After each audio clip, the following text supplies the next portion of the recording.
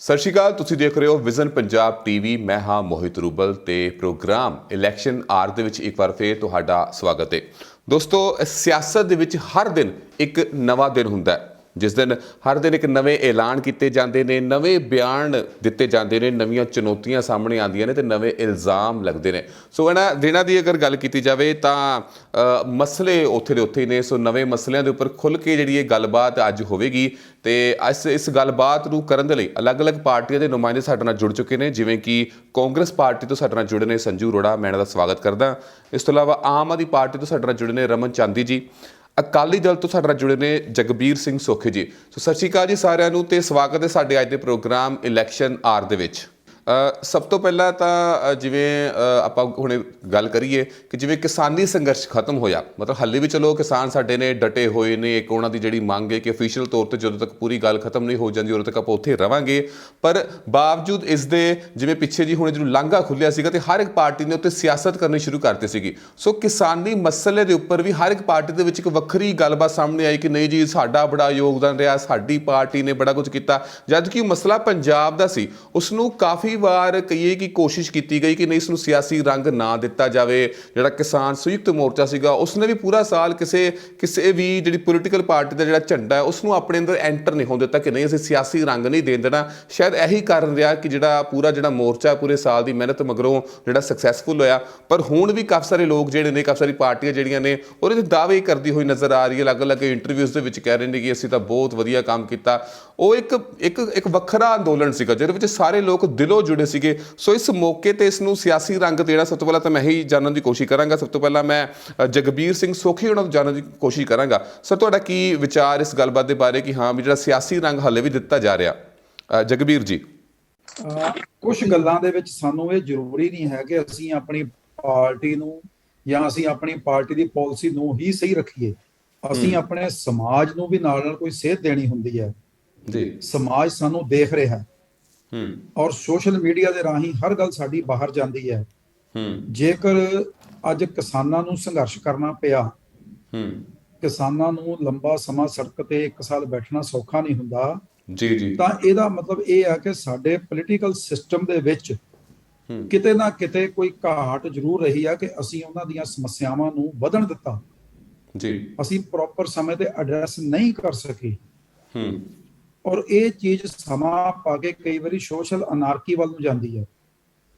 ਔਰ ਜੇਕਰ ਉਹ ਸੰਘਰਸ਼ ਤੇ ਬੈਠੇ ਨੇ ਤੇ ਉੱਥੇ ਬੈਠਿਆਂ ਨੂੰ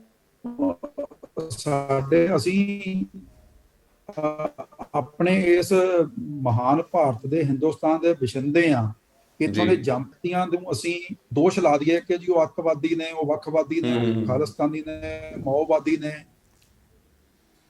ਮਤਲਬ ਇੱਕ ਛੋਟੇ ਤੋਂ ਛੋਟੇ ਇਸ਼ੂ ਨੂੰ ਲੈ ਕੇ ਅਸੀਂ ਉਹਨਾਂ ਨੂੰ ਬਦਨਾਮ ਕਰਨ ਦਾ ਯਤਨ ਕਰੀਏ ਤਾਂ ਮੈਂ ਸਮਝਦਾ ਕਿ ਸਾਡੀ ਜਿਹੜੀ ਟੋਟਲੀ ਹਿੰਦੁਸਤਾਨ ਦੀ ਛਵੀ ਬਾਹਰ ਜਾਂਦੀ ਹੈ, ਉਹ ਇੱਕ ਬੜੀ ਗਲਤ ਤਰੀਕੇ ਦੀ ਜਾ ਰਹੀ ਹੈ। ਮੈਂ 1 ਮਿੰਟ ਚ ਉਹਨੂੰ ਇਸ ਤਰੀਕੇ ਨਾਲ ਗੱਲ ਕਰਾਂ ਕਿ ਜੇਕਰ ਕਿਸੇ ਘਰ ਦੇ ਵਿੱਚ ਆਪਸੀ ਭਰਾਵਾਂ ਦਾ ਜਾਂ ਪਰਿਵਾਰ ਦਾ ਰੌਲਾ ਰੋਜ਼ ਪਵੇ ਤਾਂ ਗੁਆਂਢੀ ਉਸ ਪਰਿਵਾਰ ਨੂੰ ਕਿੰਨਾ ਕੁ ਚੰਗਾ ਕਹਿਣਗੇ। ਸਾਡੇ ਇਹ ਪਰਿਵਾਰਾਂ ਦੇ ਮਸਲੇ ਆ, ਲੇਕਿਨ ਸਾਡੇ ਗੋਦੀ ਮੀਡੀਆ ਨੇ ਜਾਂ ਕੋਈ ਸਾਡੇ ਸੋ ਕਾਲਡ IT ਸੈਲਸ ਜਿਹੜੇ ਬਣ ਗਏ, ਉਹਨਾਂ ਨੇ ਆਪਣੇ ਮਫਾਦ ਲੈਣ ਦੇ ਲਈ ਉਹਨੂੰ ਇਸ ਹੱਦ ਤੱਕ ਬਦਨਾਮ ਕੀਤਾ ਕਿ ਉਹਨਾਂ ਨੂੰ ਇਹ ਕਹਿਣਾ ਸ਼ੁਰੂ ਕਰਤਾ ਕਿ ਤਾਂ ਦੇਸ਼ ਧਰੋਹੀ ਨੇ। ਹੁਣ ਸਾਡੇ ਪ੍ਰਧਾਨ ਮੰਤਰੀ ਸਾਹਿਬ ਨੇ ਖੁਦ ਹੀ ਕਹਿ ਦਿੱਤਾ ਕਿ ਮੈਂ ਮਾਫੀ ਮੰਗਦਾ ਤੇ ਇਹ ਜੇ ਸਾਡੇ ਕੋਲੋਂ ਨਹੀਂ ਸਹੀ ਤਰੀਕੇ ਨਾਲ ਸਮਝਾਇਆ ਜਾ ਸਕਿਆ ਤੇ ਅਸੀਂ ਰੱਦ ਕਰ ਰਹੇ ਹਾਂ ਜੀ। ਇੱਕ ਲੰਬਾ ਸੰਘਰਸ਼ 700-800 ਦੇ ਕਰੀਬ ਉੱਥੇ ਜਾਨਾਂ ਜਾਣੀਆਂ, ਮੈਂ ਨਹੀਂ ਸਮਝਦਾ ਕਿ ਰਹੇ ਹਾਂ। ਠੀਕ ਆ, ਆਪੋ ਆਪਣੀਆਂ ਪਾਰਟੀਆਂ ਦੇ ਪਲੇਟਫਾਰਮ ਤੇ ਅਸੀਂ ਜੋ ਮਰਜ਼ੀ ਕਹੀਏ, ਪਰ ਅਲਟੀਮੇਟਲੀ ਸਾਨੂੰ ਗੱਲ ਤਾਂ ਮਾਨਵਤਾ ਦੀ, ਇਨਸਾਨੀਅਤ ਦੀ ਔਰ ਜਿਹੜੇ ਸਾਡੇ ਮੂਹਰੇ ਮਸਲੇ ਦਰਪੇਸ਼ ਹੈ ਉਹਦੀ ਗੱਲ ਵੀ ਸਾਨੂੰ ਸਾਰਿਆਂ ਨੂੰ ਕਰਨੀ ਚਾਹੀਦੀ ਹੈ। ਅੱਜ ਕਿਸਾਨੀ ਸੰਘਰਸ਼ ਨਾਲ ਜੁੜੇ ਸਾਰੇ ਵਿਅਕਤੀ, ਮੋਸਟਲੀ ਉਹਨਾਂ ਦੇ ਬੱਚੇ ਬਾਰਡਰ ਤੇ ਸ਼ਹੀਦ ਹੋਏ, ਉਹਨਾਂ ਦੇ ਬਜ਼ੁਰਗ ਆ ਕੇ ਸੰਘਰਸ਼ 'ਚ ਬੈਠੇ। ਚਾਹੇ ਮੈਂ ਯੂਪੀ ਦੀ ਗੱਲ ਕਰਾਂ, ਬਾਹਰ ਦੀ ਕਰਾਂ, ਹਰਿਆਣੇ ਦੀ ਕਰਾਂ, ਪੰਜਾਬ ਦੀ ਕਰਾਂ, ਆਹੀ ਕੁਛ ਹੈ। ਤੇ ਮੈਂ ਨਹੀਂ ਸਮਝਦਾ ਕਿ ਅਸੀਂ ਵਧੀਆ ਤਰੀਕੇ ਨਾਲ ਇਸ ਮਸਲੇ ਨੂੰ ਹੱਲ ਕਰ ਰਹੇ ਹਾਂ ਤੇ ਆਉਣ ਵਾਲੇ ਅਸੀਂ ਆਪਣੀ ਜਨਰੇਸ਼ਨ ਦੇ ਲਈ ਕੋਈ ਅੱਛਾ ਮਿਆਰੀ ਇੱਕ ਸਮਾਜ ਸਿਰਜ ਰਹੇ ਹਾਂ ਜੀ। ਰਮਨ ਚੰਦੀ ਜੀ, ਤੁਹਾਡੀ ਕੀ ਰਾਏ ਜਿਹੜੀ ਮੈਂ ਜਿਹੜਾ ਮੇਨ ਮੁੱਖ ਸਵਾਲ ਰੱਖਿਆ ਕਿ ਹਾਂ ਵੀ ਜਿਹੜੇ ਹਾਲੇ ਵੀ ਕੁਝ ਸਿਆਸਤਦਾਨ ਨੇ, ਕੁਝ ਪਾਰਟੀਆਂ ਨੇ ਜੋ ਕਿ ਉਸ ਨੂੰ ਸਿਆਸੀ ਰੰਗ ਦੇਣ ਦੀ ਕੋਸ਼ਿਸ਼ ਕਰ ਰਹੀਆਂ ਨੇ ਐਂਡ ਕ੍ਰੈਡਿਟ ਲੈਣ ਦੀ ਕੋਸ਼ਿਸ਼ਾਂ ਕਰ ਰਹੇ ਨੇ, ਉਹਦੇ ਬਾਰੇ ਤੁਸੀਂ ਕੀ ਕਹਿੰਦੇ ਹੋ ਰਮਨ ਚੰਦੀ ਜੀ?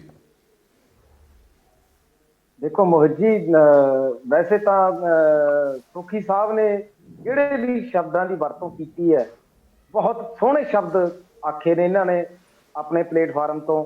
ਮੈਂ ਸਹਿਮਤ ਹਾਂ ਉਹਨਾਂ ਨਾਲ ਵੀ ਸਿਆਸਤ ਵੈਸੇ ਤਾਂ ਨਹੀਂ ਹੋਣੀ ਚਾਹੀਦੀ, ਸਾਨੂੰ ਵਿਅਕਤੀਗਤ ਤੌਰ ਤੇ ਵੀ ਸਿਆਸੀ ਪਲੇਟਫਾਰਮ ਨੂੰ ਛੱਡ ਕੇ ਇੱਕ ਨਵੇਂ ਸਮਾਜ ਨੂੰ ਸਿਰਜਣ ਦੇ ਵੱਲ ਨੂੰ ਵਧਣਾ ਚਾਹੀਦਾ ਹੈ। ਇਹ ਠੀਕ ਹੈ ਕਿ ਜਿਹੜੀਆਂ ਰਵਾਇਤੀ ਪਾਰਟੀਆਂ ਨੇ, ਹੋ ਸਕਦਾ ਕਿ ਉਹਨਾਂ ਦੀਆਂ ਮਜਬੂਰੀਆਂ ਹੋਣ ਜਾਂ ਪਾਰਟੀ ਕਦੇ ਵੀ, ਕੋਈ ਵੀ ਪਾਰਟੀ ਹੋਵੇ, ਪਾਰਟੀ ਕਦੇ ਮਾੜੀ ਨਹੀਂ ਹੁੰਦੀ। ਪਾਰਟੀ ਦੇ ਵਿੱਚ ਇਨਸਾਨ ਮਾੜੇ ਚੰਗੇ ਹੋ ਸਕਦੇ ਨੇ, ਉਹਨਾਂ ਦੀ ਆਪਣੀ ਸੋਚ ਮਾੜੀ ਚੰਗੀ ਹੋ ਸਕਦੀ ਹੈ, ਪਰੰਤੂ ਇੰਨੀ ਕੁ ਗੱਲ ਮੈਂ ਜ਼ਰੂਰ ਕਹਾਂਗਾ ਕਿ ਇਸ ਸਮੇਂ ਨੂੰ, ਢੁਕਵਾਂ ਸਮਾਂ ਜੋ ਭਾਜਪਾ ਨੇ ਲੱਭਿਆ, ਉਸ ਸਮੇਂ ਨੂੰ ਸੋਚਣ ਦੀ ਲੋੜ ਹੈ ਕਿ ਉਹ ਪਹਿਲਾਂ ਹੀ ਪ੍ਰੀ ਪਲਾਨਡ ਇਸ ਗੱਲ ਨੂੰ ਸੋਚੀ ਬੈਠੀ ਸੀ ਕਿ ਅਸੀਂ ਕਿਸ ਸਮੇਂ ਇਹ ਕੰਮ ਕਰਨਾ ਹੈ। ਬਾਬਾ ਨਾਨਕ ਜੀ ਦਾ ਦਰ ਖੁੱਲਿਆ, ਉਹ ਹਰ ਇੱਕ ਵਰਗ ਦੀ ਆਸਥਾ ਦਾ ਹਿੱਸਾ ਹੈ। ਹਰ ਇੱਕ ਪੰਜਾਬੀ ਬੜੀ ਆਸਥਾ ਨਾਲ ਉਸ ਦਰ ਨੂੰ ਦੇਖਦਾ ਔਰ ਦਰ ਤੇ ਜਾ ਕੇ ਨਮਨ ਕਰਦਾ।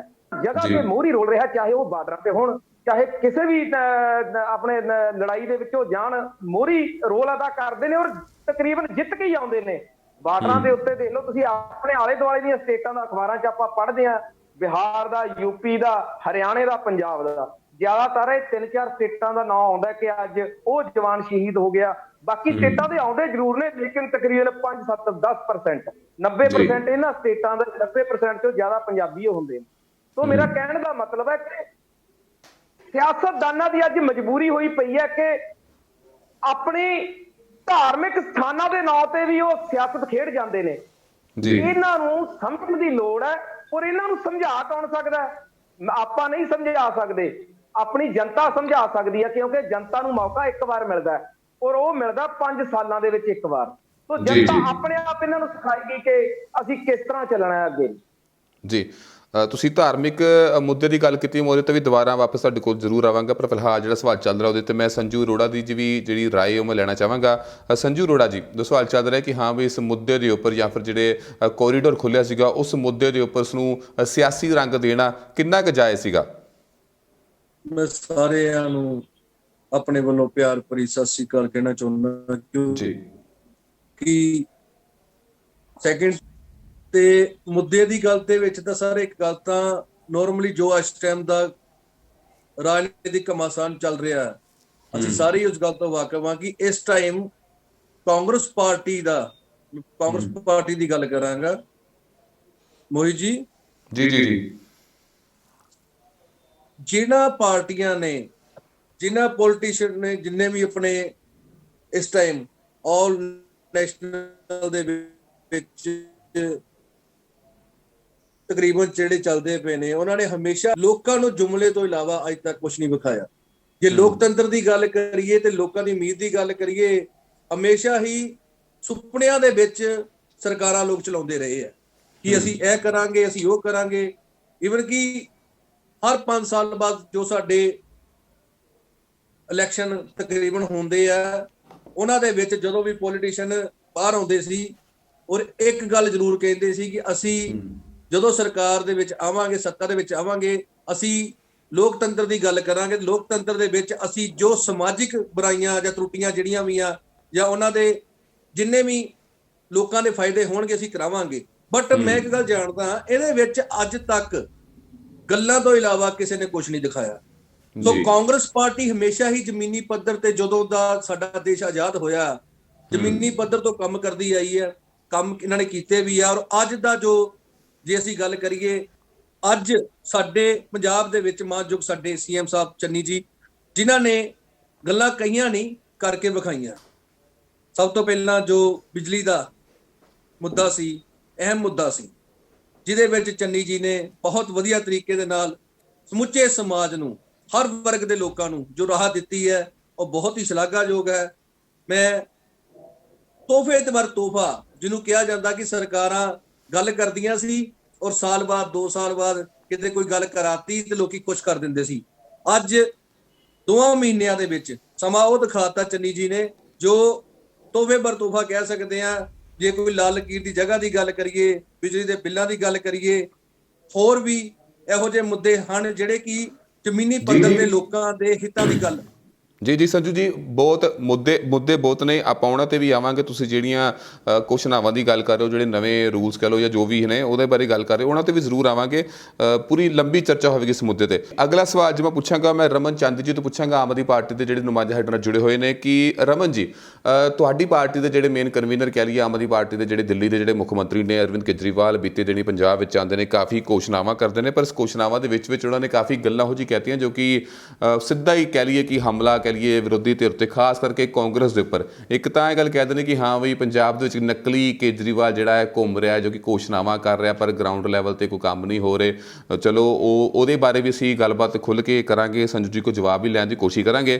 ਉਸ ਤੋਂ ਬਾਅਦ ਦੂਸਰੀ ਜਿਹੜੀ ਵੱਡੀ ਗੱਲ ਆ ਆਖੀ ਕਿ ਬਈ ਅਗਰ ਤੁਸੀਂ ਚਾਹਣ ਤਾਂ 2 ਮਿੰਟਾਂ ਦੇ ਵਿੱਚ ਜਿਹੜੇ ਕਾਂਗਰਸ ਦੇ ਜਿਹੜੇ 25 ਵਿਧਾਇਕ ਨੇ, ਉਹ ਕਹਿੰਦੇ ਤੁਸੀਂ ਕਿ ਉਹ ਰੈਡੀ ਨੇ, ਮਤਲਬ ਤਿਆਰ ਬੈਠੇ ਨੇ ਕਿ ਹਾਂ ਬਈ ਅਗਰ ਤੁਸੀਂ ਉਸ ਨੂੰ, ਮਤਲਬ ਤੁਹਾਡੀ ਪਾਰਟੀ ਜਿਹੜੀ ਹੈ ਉਸ ਨੂੰ ਅਗਰ ਐਕਸੈਪਟ ਕਰ ਲੈਂਦੀ ਹੈ, 2 ਮਿੰਟਾਂ ਵਿੱਚ 25 ਵਿਧਾਇਕ ਤੇ 2 ਤੋਂ 3 MP, ਜੋ ਕਿ ਉਹਨਾਂ ਦੀ ਐਗਜ਼ੈਕਟ ਵਰਡਿੰਗ ਰਹੀ ਹੈ ਕਿ ਹਾਂ ਬਈ ਉਹ ਆਮ ਆਦਮੀ ਪਾਰਟੀ ਦੇ ਵਿੱਚ ਆਉਣ ਲਈ ਤਿਆਰ ਨੇ।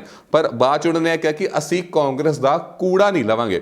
ਸੋ ਵਿਧਾਇਕਾਂ ਨੂੰ ਕੂੜਾ ਕਹਿ ਦੇਣਾ, ਪਲੱਸ ਓਵਰਆਲ ਜਿਹੜੀ ਇਹੋ ਜਿਹੀ ਐਡੀ ਵੱਡੀ ਸਟੇਟਮੈਂਟ ਦੇ ਦੇਣੀ, ਉਹਦੇ ਬਾਰੇ ਤੁਸੀਂ ਕੀ ਕਹਿੰਦੇ ਹੋ? ਕਿਉਂਕਿ ਅਗਰ ਤੁਹਾਡੀ ਆਪਣੀ ਪਾਰਟੀ ਦੀ ਗੱਲ ਕੀਤੀ ਜਾਵੇ ਤਾਂ ਪਿਛਲੇ ਕੁਝ ਦਿਨਾਂ ਦੇ ਵਿੱਚ ਹੀ, 2 ਹਫ਼ਤਿਆਂ ਦੇ ਅੰਤਰਾਲ ਦੇ ਵਿੱਚ ਹੀ ਤੁਹਾਡੇ 3 ਕੁ ਵਿਧਾਇਕ ਜਿਹੜੇ ਨੇ ਉਹ ਕਾਂਗਰਸ ਪਾਰਟੀ ਨੂੰ ਜੁਆਇਨ ਕਰ ਰਹੇ ਨੇ। ਸੋ ਕੀ ਤੁਹਾਡੀ ਹੀ ਪਾਰਟੀ ਦੇ ਬੰਦੇ ਜੋ ਉੱਧਰ ਜਾ ਕੇ ਕੀ ਉਹ ਵੀ ਕੂੜਾ ਬਣ ਰਹੇ ਨੇ, ਜਾਂ ਕੁਝ ਹੋਰ ਤੁਸੀਂ ਇਸ ਦੇ ਉੱਪਰ ਗੱਲ ਕਰਨਾ ਚਾਹੋਗੇ? ਕਿਉਂਕਿ ਗੱਲਾਂ ਦੇ ਵਿੱਚ ਕਾਫੀ ਡਿਫਰੈਂਸ ਜਿਹੜਾ ਉਹ ਦਿਖ ਰਿਹਾ।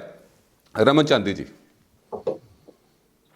ਦੇਖੋ ਮੋਹਿਤ, ਗੱਲ ਇਸ ਤਰ੍ਹਾਂ ਹੈ, ਇਹ ਜਿਹੜਾ ਇਲੈਕਸ਼ਨ ਦੇ ਸਮੇਂ ਮਾਹੌਲ ਬਣ ਜਾਂਦਾ ਹੈ ਪਾਰਟੀਆਂ ਦੇ ਲੀਡਰਾਂ ਦਾ ਇਧਰੋਂ ਉਧਰ ਜਾਣਾ, ਇਹ ਕੋਈ ਇੱਕ ਪਾਰਟੀ ਦਾ ਨਹੀਂ ਬਣਦਾ ਜੀ। ਯਾਨੀ ਮੁੱਦਾ ਇਹ ਹੈ ਕਿ ਪਹਿਲਾਂ ਆਮ ਆਦਮੀ ਪਾਰਟੀ ਦੇ ਜਿਹੜੇ ਵਿਧਾਇਕ ਗਏ ਨੇ, ਉਹਨਾਂ ਦਾ ਜਿਹੜਾ ਰਿਪੋਰਟ ਕਾਰਡ ਸੀ, ਮੈਂ ਪਹਿਲਾਂ ਵੀ ਕਈ ਡਿਬੇਟਾਂ 'ਚ ਕਹਿ ਚੁੱਕਿਆ ਕਿ ਉਹਨਾਂ ਦਾ ਜਿਹੜਾ ਪਾਰਟੀ ਦੇ ਪ੍ਰਤੀ ਜੋ ਸਾਡੇ ਕੋਲ ਰਿਪੋਰਟ ਕਾਰਡ ਸੀਗਾ, ਉਹ ਰਿਪੋਰਟ ਕਾਰਡ ਦੀ ਜਿਹੜੀ ਕਾਰਗੁਜ਼ਾਰੀ ਸੀ ਇੰਨੀ ਵਧੀਆ ਨਹੀਂ ਸੀ, ਕਿਉਂਕਿ ਪਾਰਟੀ ਨੇ ਵੀ ਕਿਤੇ ਨਾ ਕਿਤੇ ਉਹਨਾਂ ਨੂੰ ਇੰਟੀਮੇਸ਼ਨ ਦੇ ਦਿੱਤੀ ਸੀ ਕਿ 2022 ਦੇ ਲਈ ਤੁਸੀਂ ਉਸ ਹਲਕੇ ਵਾਸਤੇ ਟਿਕਟ ਦੇ ਦਾਅਵੇਦਾਰ ਨਹੀਂ ਹੋ ਸਕਦੇ। ਇਸ ਕਰਕੇ ਉਹਨਾਂ ਨੇ, ਕਿਉਂਕਿ ਸਿਆਸਤ ਦੇ ਵਿੱਚ ਇੱਕ ਪ੍ਰਚਲਿਤ ਇਹ ਗੱਲ ਹੋ ਚੁੱਕੀ ਹੈ ਕਿ ਜਿਹੜੇ ਵੀ ਲੀਡਰ ਨੂੰ ਜਾਂ ਮੌਜੂਦਾ ਵਿਧਾਇਕ ਦੀ ਟਿਕਟ ਕੱਟੀ ਜਾਂਦੀ ਹੈ ਤਾਂ ਉਹ ਕਿਸੇ ਦੂਸਰੇ ਪਾਰਟੀ ਦੇ ਵਿੱਚ ਜਾਣ ਦੀ ਕੋਸ਼ਿਸ਼ ਕਰਕੇ ਆਪਣੀ ਟਿਕਟ ਭਾਲਦਾ, ਕਿਸੇ ਵੀ ਪਾਰਟੀ ਦਾ ਹੋਵੇ। ਸੋ ਇਸ ਕਰਕੇ ਉਹਨਾਂ ਦੀ ਟਿਕਟ ਕੱਟਣੀ ਤੈਅ ਸੀ। ਉਹਨਾਂ ਨੇ ਪਹਿਲਾਂ ਹੀ ਇਹ ਸਟੈਪ ਚੱਕਿਆ ਕਿ ਅੱਜ ਸਾਡੇ ਤੇ ਵਿਧਾਇਕ ਦੀ ਮੋਹਰ ਲੱਗੀ ਹੋਈ ਹੈ ਤਾਂ ਸਾਡੀ ਵੈਲਿਊ ਅੱਜ ਹੈ, ਇਹ ਆਫਟਰ ਅਸੀਂ ਇਹ ਕੁਝ ਕਰਾਂਗੇ ਤਾਂ ਸਾਨੂੰ ਇਹ ਕੁਝ ਨਹੀਂ ਮਿਲਣਾ। ਸੋ ਇਹ ਸੁਭਾਵਿਕ ਇਹ ਗੱਲਾਂ ਨੇ। ਰਹੀ ਗੱਲ ਕੇਜਰੀਵਾਲ ਜੀ ਦੀ ਨਕਲੀ ਔਰ ਅਸਲੀ ਦੀ ਗੱਲ, ਮੈਂ ਤੁਹਾਨੂੰ ਇੱਕ ਦਾਅਵੇ ਨਾਲ ਐਜ਼ ਏ ਪ੍ਰੂਫ ਕਹਿ ਦੇਣਾ ਕਿ ਪਰਸੋਂ ਹੀ ਨਿਊਜ਼ 18 ਤੇ ਫਸਟ ਇੰਟਰਵਿਊ ਹੋਈ ਹੈ ਕੇਜਰੀਵਾਲ ਜੀ ਦੀ। ਤੁਸੀਂ ਉਸ ਐਂਕਰ ਨੂੰ ਦੇਖੋ, ਤੁਸੀਂ ਉਹ ਐਂਕਰ ਪਹਿਲਾਂ ਜਦੋਂ ਕੁਐਸਚਨ ਕੇਜਰੀਵਾਲ ਜੀ ਨੂੰ ਕਰਦਾ ਤਾਂ ਉਹ ਇਹ ਗੱਲ ਕਹਿੰਦਾ ਕਿ ਤੁਸੀਂ ਜੋ ਕੁਝ ਵੀ ਕਹਿੰਦੇ ਹੋ ਤਾਂ ਨਾਲ ਦੀ ਨਾਲ ਦੂਸਰੀਆਂ ਪਾਰਟੀਆਂ ਤੁਹਾਡੇ ਪਿੱਛੇ ਲੱਗ ਕੇ ਉਹ ਐਲਾਨ ਕਰਨ ਦੀ ਕੋਸ਼ਿਸ਼ ਕਰਦੀਆਂ ਨੇ। ਇਹ ਇੱਕ ਸਬੂਤ ਹੈ ਕਿ ਉਹਨਾਂ ਨੇ ਸਬੂਤ ਦੇ ਦਿੱਤਾ। ਆਮ ਲੋਕ ਵੀ ਜਾਣਦੇ ਨੇ ਗੱਲਾਂ ਕਿ ਆਮ ਆਦਮੀ ਪਾਰਟੀ ਪਹਿਲ ਕਦਮੀ ਜਿਸ ਵੀ ਗੱਲ ਦੀ ਕਰਦੀ ਹੈ ਤਾਂ ਕਾਂਗਰਸ ਉਸ ਦਾ ਪਿੱਛਾ ਕਰਨ ਦੀ ਕੋਸ਼ਿਸ਼ ਕਰਦੀ ਹੈ। ਕਿਉਂਕਿ ਮੈਂ ਦੇਖੋ ਸੰਜੂ ਜੀ ਬੈਠੇ ਨੇ, ਮੈਂ ਇਹਨਾਂ ਨੇ ਗੱਲ ਕੀਤੀ ਆਪਣੀ ਪਾਰਟੀ ਦੀ ਵੀ ਆਪਣੇ ਚੰਨੀ ਜੀ ਆਪਣੇ ਬੜੇ ਐਲਾਨ ਕਰ ਰਹੇ ਨੇ, ਪੰਜਾਬ ਦੇ ਲੋਕ ਖੁਸ਼ ਨੇ। ਮੈਂ ਸਭ ਤੋਂ ਪਹਿਲਾਂ ਇਹਨਾਂ ਨੂੰ ਕੁਐਸਚਨ ਇੱਕ ਕਰਦਾ ਕਿ ਦੇਖੋ, ਸਭ ਤੋਂ ਪਹਿਲਾਂ ਤਾਂ ਤੁਹਾਡੇ ਮੌਜੂਦਾ ਕਾਂਗਰਸ ਦੇ ਪ੍ਰੈਜ਼ੀਡੈਂਟ ਨੇ ਨਵਜੋਤ ਸਿੰਘ ਸਿੱਧੂ, ਉਹੀ ਤੁਹਾਡੇ ਐਲਾਨਾਂ ਨੂੰ ਉਹੀ ਡਿਫੈਂਡ ਕਰਦੇ ਨੇ ਕਿ 5 ਰੁਪਏ ਦਾ ਜਿਹੜਾ ਰੇਤਾ ਬਜਰੀ 5.5 ਰੁਪਏ ਰੇਤਾ ਕਿਤੇ ਨਹੀਂ ਮਿਲਦਾ, ਔਰ ਮਿਲ ਵੀ ਨਹੀਂ ਰਿਹਾ ਕਿਤੇ। ਫਸਟ ਬਿੱਲ ਹਾਲੇ ਤੱਕ ਜਿਹੜੇ ਐਲਾਨ ਕੀਤਾ ਇਹਨਾਂ ਨੇ ਕਿ ਸਸਤਾ, ਅਸੀਂ ਬਿਜਲੀ ਸਸਤੀ ਕਰ ਦਿੱਤੀ ਹੈ। ਇਸ ਤਰ੍ਹਾਂ ਬਿਜਲੀ ਸਸਤੀ ਨਹੀਂ ਹੋ ਸਕਦੀ ਜਿਸ ਤਰ੍ਹਾਂ ਉਹ ਆਪਣਾ ਪਹਿਲਾਂ ਜਿਹੜੇ PPA ਦੇ ਸਮਝੌਤੇ ਨੇ ਉਹਨਾਂ ਸਾਰਿਆਂ ਨੂੰ ਰੱਦ ਕਰਨਾ ਪਏਗਾ ਤਾਂ ਕਿਤੇ ਜਾ ਕੇ ਹੋਗਾ। ਅੱਜ ਇਹ ਐਲਾਨ ਕਿਉਂ ਹੁੰਦੇ ਨੇ? ਇਸ ਚੋਣਾਂ ਦੇ ਦੌਰਾਨ ਇਹ ਪਾਰਟੀਆਂ ਇੰਨੇ ਐਲਾਨ ਕਿਉਂ ਕਰਦੀਆਂ ਨੇ? ਸਾਢੇ 4 ਸਾਲ ਦੇ ਕਿੱਥੇ ਸੀ? ਉਦੋਂ ਪਹਿਲਾਂ ਦੂਸਰੀਆਂ ਸਰਕਾਰਾਂ ਕਿੱਥੇ ਸੀ? ਜੇ ਅੱਜ ਹੋ ਸਕਦਾ ਤਾਂ ਪਹਿਲਾਂ ਵੀ ਹੋ ਸਕਦਾ ਸੀ। ਇਹਦਾ ਮਤਲਬ ਆਪਾਂ ਲੋਕਾਂ ਨੂੰ ਲਾਲਚ ਦੇ ਰਹੇ ਹਾਂ। ਇਹੀ ਕਾਰਨ ਹੋ ਸਕਦਾ ਇਹਦਾ। ਰਹੀ ਗੱਲ, ਮੈਂ ਇਹਨਾਂ ਨੂੰ ਇਹ ਪੁੱਛਣਾ ਚਾਹੁੰਦਾ ਕਿ ਕੇਜਰੀਵਾਲ ਆਪਣੇ ਇਹਨਾਂ ਨੇ ਚੰਨੀ ਜੀ ਨੇ ਐਲਾਨ ਕੀਤਾ ਸੀ ਕਿ 36,000 ਮੁਲਾਜ਼ਮ ਅਸੀਂ ਰੈਗੂਲਰ ਕਰ ਰਹੇ ਹਾਂ, ਆਊਟਸੋਰਸਿੰਗ ਪ੍ਰਣਾਲੀ, ਠੇਕਾ ਪ੍ਰਣਾਲੀ ਔਰ ਕੰਟਰੈਕਟ ਪ੍ਰਣਾਲੀ ਦਾ। ਆ ਮੇਰੇ ਕੋਲ ਮੈਂ ਇੱਕ ਦਿਖਾਉਣਾ ਚਾਹੁੰਦਾ, ਆ ਦੇਖੋ ਇਹਨਾਂ ਦਾ ਨੋਟੀਫਿਕੇਸ਼ਨ ਜਾਰੀ ਹੋਇਆ। ਨੋਟੀਫਿਕੇਸ਼ਨ ਨੰਬਰ ਵੀ ਮੈਂ ਤੁਹਾਨੂੰ ਬੋਲ ਦਿੰਦਾ ਕਿ ਹੋਇਆ 11 ਨਵੰਬਰ 2021 ਨੂੰ 38/PLA/2021/75। ਓਨਲੀ ਜੋ ਨੋਟੀਫਿਕੇਸ਼ਨ ਜਾਰੀ ਹੋਇਆ ਕੰਟਰੈਕਟ ਬੇਸਿਸ ਤੇ ਜਿਹੜੇ ਮੁਲਾਜ਼ਮ ਨੇ ਉਹਨਾਂ ਨੂੰ ਰੈਗੂਲਰ ਕਰਨ ਦਾ ਹੋਇਆ। ਪੰਜਾਬ ਦੇ ਲੋਕਾਂ ਨੂੰ ਆਪਾਂ ਕਿਉਂ ਬੁੱਧੂ ਬਣਾ ਰਹੇ ਹਾਂ ਹਲੇ ਵੀ? ਉਸ ਪਾਸੇ ਤੁਸੀਂ ਕਹਿੰਦੇ ਆਊਟਸੋਰਸਿੰਗ ਪ੍ਰਣਾਲੀ ਦੇ ਵੀ ਰੈਗੂਲਰ ਕਰਾਂਗੇ, ਠੇਕਾ ਪ੍ਰਣਾਲੀ ਦੇ ਵੀ ਰੈਗੂਲਰ ਕਰਾਂਗੇ। ਜਿਸ ਦਿਨ ਚੰਨੀ ਜੀ ਦੀ ਕਿਸਾਨਾਂ ਦੇ ਨਾਲ ਵੱਡੀ ਮੀਟਿੰਗ ਹੋਈ ਹੈ ਪਿਛਲੇ ਦਿਨਾਂ ਦੇ ਵਿੱਚ, ਕਿਸਾਨਾਂ ਨੇ ਵੀ ਬਾਹਰ ਆ ਕੇ ਸੀਐਮ ਚੰਨੀ ਜੀ ਦੀ ਪੀਸੀ ਤੋਂ ਬਾਅਦ ਇਹ ਆਪਣੀ ਪੀਸੀ ਜਦੋਂ ਕੀਤੀ ਹੈ ਕਿਸਾਨਾਂ ਨੇ, ਤਾਂ ਉਹਨਾਂ ਨੇ ਇੱਕ ਗੱਲ ਕਹੀ ਸੀ ਕਿ ਚੰਨੀ ਜੀ ਕਮਰੇ 'ਚ ਸਾਡੇ ਨਾਲ ਗੱਲ ਕੁਝ ਹੋਰ ਕਰਦੇ ਨੇ। ਗੱਲ ਕਹੀ ਆ ਉਹਨਾਂ ਨੇ, ਤੋਂ ਅੰਦਰ ਗੱਲਾਂ ਕੁਝ ਹੋਰ, ਬਾਹਰ ਕੁਝ ਹੋਰ, ਕਾਗਜ਼ਾਂ ਦੇ ਵਿੱਚ ਗੱਲਾਂ ਕੁਝ ਹੋਰ, ਰਿਐਲਿਟੀ ਹੋਰ। ਇਸ ਤਰ੍ਹਾਂ ਪੰਜਾਬ ਅੱਗੇ ਨੂੰ ਨਹੀਂ ਵਧਣਾ। ਆਪਾਂ ਨਾ ਹਜੇ ਵੀ ਪੰਜਾਬ ਦੇ ਲੋਕਾਂ ਨੂੰ ਅੱਗੇ ਵਧਾਈਏ, ਪੰਜਾਬ ਨੂੰ ਉੱਤੇ ਲੈ ਕੇ ਜਾਣ ਵਾਲੀ ਗੱਲ ਕਰੀਏ। ਸਰਕਾਰ ਕੋਈ ਵੀ ਹੋਵੇ, ਪਰ ਆਪਾਂ ਹਲੇ ਨਾ ਲੁੱਟੀਏ ਪੰਜਾਬ ਨੂੰ ਤਾਂ ਚੰਗੀ ਗੱਲ ਹੈ, ਕਿਉਂਕਿ ਲੋਕ ਜਾਗਰੂਕ ਹੋ ਚੁੱਕੇ ਨੇ।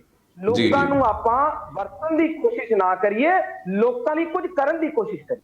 ਜੀ ਸੰਜੂ ਜੀ, ਵਾਕਈ ਬੜਾ ਵੱਡਾ ਇਲਜ਼ਾਮ ਜਿਹੜਾ ਹੈ ਉਹ ਹੈ ਕਿ ਲੋਕੀ ਵੀ ਕਹਿ ਰਹੇ ਨੇ, ਜ਼ਰੂਰੀ ਨਹੀਂ ਸਿਰਫ ਤੁਹਾਡਾ ਵਿਰੋਧੀ ਧਿਰ ਤੁਹਾਨੂੰ ਕਹਿ ਰਿਹਾ ਕਿ ਬਈ ਜਿਹੜੀ ਅਨਾਉਂਸਮੈਂਟਾਂ ਕੀਤੀਆਂ ਨੇ ਉਹ ਹਵਾ ਵਿੱਚ ਹੀ ਨੇ। ਕਿਉਂਕਿ ਜੇਕਰ ਗੱਲ ਕਰੀਏ ਰੇਤਾ ਦੀ ਤਾਂ ਕਿਤੇ ਵੀ ਨਹੀਂ ਮਿਲ ਰਹੀ ਰੇਤਾ, ਬਿਜਲੀ ਹੈ ਨਹੀਂ ਸਸਤੀ ਹੋਈ, ਨੌਕਰੀਆਂ ਜਿਹੜੀ ਹੈ ਉਹਦੇ ਵਿੱਚ ਤੁਹਾਨੂੰ ਚੰਦੀ ਜੀ ਨੇ ਬੜਾ ਵਧੀਆ ਵੈਲ ਐਕਸਪਲੇਨ ਕਰ ਦਿੱਤਾ ਹੈ।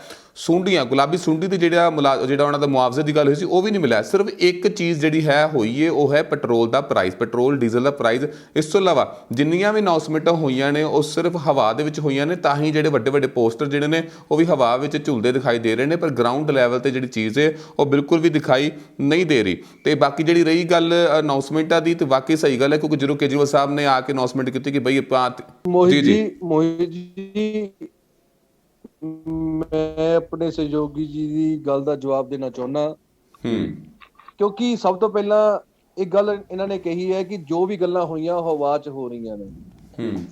ਦੇਖੋ 4.5 ਸਾਲ ਕਹਿੰਦੇ ਪਹਿਲੋਂ ਕਿੱਥੇ ਗਏ ਸੀ, ਤੇ ਇਹਨਾਂ ਨੂੰ ਸ਼ਾਇਦ ਮੈਂ ਇੱਕ ਗੱਲ ਕਹਿਣਾ ਚਾਹੁੰਦਾ ਕਿ 4.5 ਸਾਲ ਪਹਿਲੋਂ ਸਾਡੀ ਕਾਂਗਰਸ ਪਾਰਟੀ ਦੇ ਜਿਹੜੇ ਮਾਨਯੋਗ ਸਾਡੇ ਅਮਰਿੰਦਰ ਸਿੰਘ ਕੈਪਟਨ ਜੀ, ਜਿਹੜੇ ਬਤੌਰ ਸੀਐਮ ਆਪਣੀ ਜੋ ਉਹਨਾਂ ਨੇ ਸਿਸਟਮੈਟਿਕਲੀ ਜੋ ਸਾਰਾ ਸਿਸਟਮ ਉਹਨਾਂ ਨੇ ਸੰਭਾਲ ਕੇ ਰੱਖਿਆ ਹੋਇਆ ਸੀ, ਉਹਨਾਂ ਦੀ ਅਕੋਰਡਿੰਗ ਹੀ ਸਾਰਾ ਪੰਜਾਬ ਆਪਣੇ ਤਰੀਕੇ ਦੇ ਨਾਲ ਚੱਲਣਾ ਸੀ।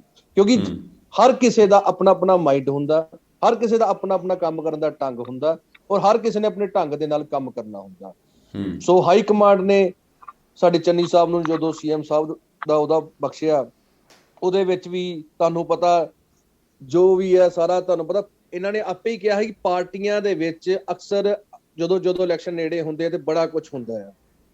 ਆਪਣੇ ਹੀ ਮੂੰਹੋਂ ਇਹਨਾਂ ਨੇ ਗੱਲ ਕਹੀ ਕਿ ਅੱਜ ਹੀ ਕਿਉਂ ਇਹ ਗੱਲਾਂ ਦੀਆਂ ਦਾਅਵੇਦਾਰੀਆਂ ਹੋ ਰਹੀਆਂ, ਕਿਉਂਕਿ ਸਮੇਂ ਦੇ ਅਨੁਸਾਰ ਜੇ ਗੱਲ ਕਰੀਏ ਤੇ ਚੰਨੀ ਜੀ ਨੂੰ ਆਪਣੀ ਸੀਟ ਤੇ ਬੈਠੇ ਆ ਜੀ ਕਿੰਨਾ ਹੋਇਆ, ਕਰਨਾ ਤੇ ਸੀਐਮ ਸਾਹਿਬ ਨਹੀਂ ਹੁੰਦਾ ਆ। ਔਰ ਸਹਿਬੀ ਦੇਖਿਓ ਕਿਸੇ ਵੀ ਜਗ੍ਹਾ ਤੇ ਜੇ ਬਿਜਲੀ ਦਾ ਬਿੱਲ ਹੈ, ਜੇ ਕੋਈ ਆਵਾਮ ਦਾ ਬੰਦਾ ਨਾਰਾਜ਼ ਹੋਏਗਾ ਤੇ ਉਹ ਸੜਕਾਂ ਤੇ ਆ ਜਾਂਦਾ।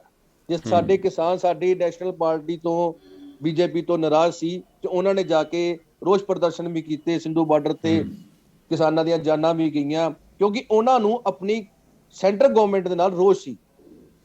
ਉਹ ਹਮੇਸ਼ਾ ਹੀ ਆਵਾਮ ਦੇ ਸਿਰ ਤੇ ਹੀ ਪਾਰਟੀਆਂ ਚੱਲਦੀਆਂ। ਜਿਹਦੇ ਕੋਲ ਆਵਾਮ ਦੀ ਵੋਟ ਨਹੀਂ ਜਾਂ ਜਿਹਦੇ ਕੋਲ ਲੋਕਤੰਤਰ ਦੇ ਵਿੱਚ ਲੋਕਾਂ ਦੀ ਵੋਟ ਨਹੀਂ, ਉਹ ਪਾਰਟੀ ਨੈਚੁਰਲੀ ਗੱਲ ਹੈ ਕਿ ਉਹ ਪਾਰਟੀ ਦਾ ਜੋ ਵਜੂਦ ਹੈ ਲੋਕ ਆਪੇ ਦੱਸ ਦਿੰਦੇ ਹੁੰਦੇ ਆ।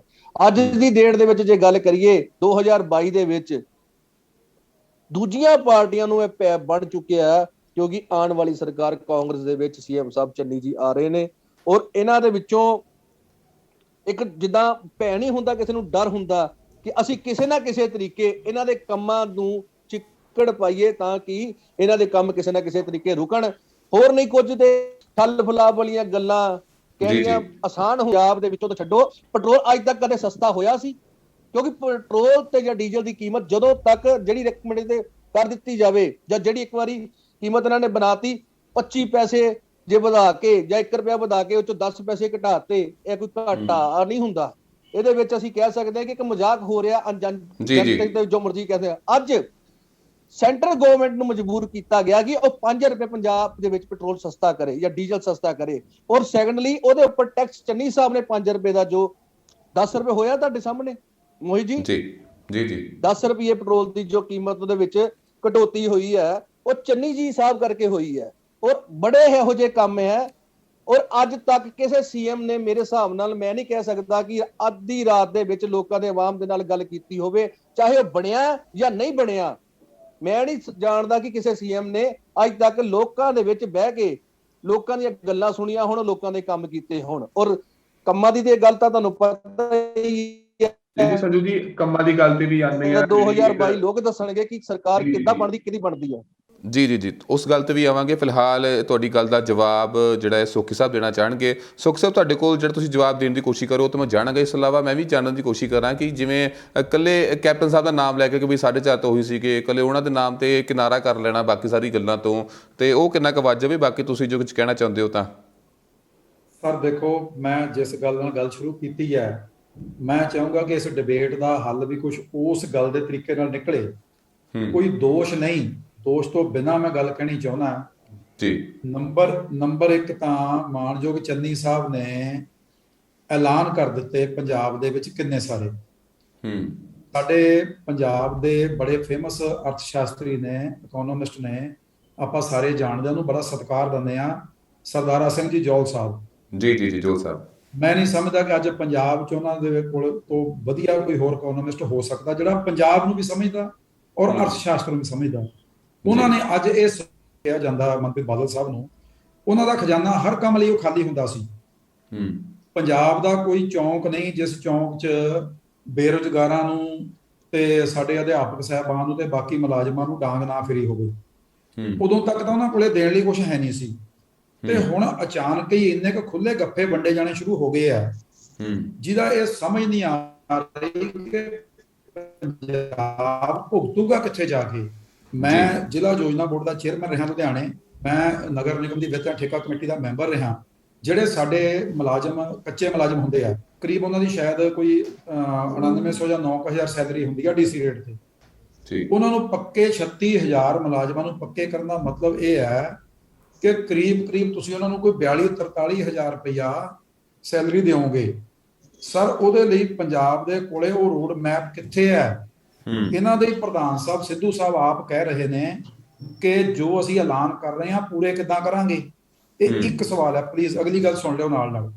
ਰਹੀ ਗੱਲ ਕੈਪਟਨ ਅਮਰਿੰਦਰ ਸਿੰਘ ਜੀ ਦੀ, ਅੱਜ ਪੰਜਾਬ 'ਚ ਕਾਂਗਰਸ ਦਾ ਹਾਲ ਇਹ ਹੈ, ਜਿਹੜੀ ਕਾਂਗਰਸ ਪਾਰਟੀ ਇਹ ਗੱਲ ਦੇ ਦਾਅਵੇ ਕਰ ਰਹੀ ਹੈ ਕਿ ਅਸੀਂ ਅਗਲੀ ਸਰਕਾਰ ਬਣਾਵਾਂਗੇ ਦੁਬਾਰਾ।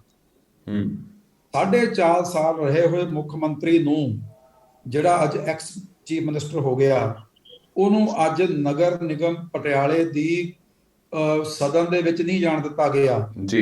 ਔਰ ਇਹ ਪਹਿਲੀ ਵਾਰੀ ਪੰਜਾਬ 'ਚ ਹੋਇਆ ਕਿ ਕਾਂਗਰਸ ਵਰਸਸ ਕਾਂਗਰਸ, ਉੱਥੋਂ ਦੇ ਮੇਅਰ ਬਿੱਟੂ ਨੂੰ ਉਹਦੀ ਮੇਅਰੀ ਤੋਂ ਲਾਉਣ ਦੇ ਲਈ ਪੂਰੀ ਪੁਲਿਸ ਤੰਤਰ ਨੂੰ ਵਰਤ ਕੇ, ਜਿਹਦੀਆਂ ਵੀਡੀਓ ਸੋਸ਼ਲ ਮੀਡੀਆ ਭਰਿਆ ਪਿਆ, ਤੁਸੀਂ ਵੀ ਦੇਖੀਆਂ ਨੇ, ਮੈਂ ਵੀ ਦੇਖ ਰਿਹਾ, ਉੱਥੋਂ ਹਾਊਸ ਦੇ ਵਿੱਚੋਂ ਕਾਉਂਸਲਰ ਨੂੰ ਪੁਲਿਸ ਚੁੱਕ ਕੇ ਲੈ ਕੇ ਜਾ ਰਹੀ ਆ, ਖਿੱਚ ਕੇ ਜੀ। ਇਹ ਅਸੀਂ ਕਿਹੜੇ ਪੰਜਾਬ ਦੀ ਗੱਲ ਕਰ ਰਹੇ ਹਾਂ? ਇਹ ਕਿੱਦਾਂ ਦਾ ਪੰਜਾਬ ਅਸੀਂ ਬਣਾਵਾਂਗੇ? ਇਹ ਜਿਹੜੀ ਇਹ ਜੁਮਲੇਬਾਜ਼ੀ ਕਹੀ ਜਾ ਰਹੀ ਆ ਕਿ ਕੇਂਦਰ ਸਰਕਾਰ ਜੁਮਲੇਬਾਜ਼ੀ ਉਹ ਤਾਂ ਕਰ ਹੀ ਰਹੀ ਸੀਗੀ, ਅਸੀਂ ਤਾਂ ਜੁਮਲਿਆਂ ਦੇ ਵਿੱਚ ਸਾਰਿਆਂ ਨੂੰ ਪਿੱਛੇ ਛੱਡਤਾ। ਸਰ, ਅੱਜ ਪੰਜਾਬ ਦੀ ਆਰਥਿਕਤਾ ਕਿੱਥੇ ਹੈ? ਮੈਂ ਇੱਕੋ ਹੀ ਗੱਲ ਪ੍ਰੈਕਟੀਕਲ ਕਰਨੀ ਚਾਹੁੰਦਾ।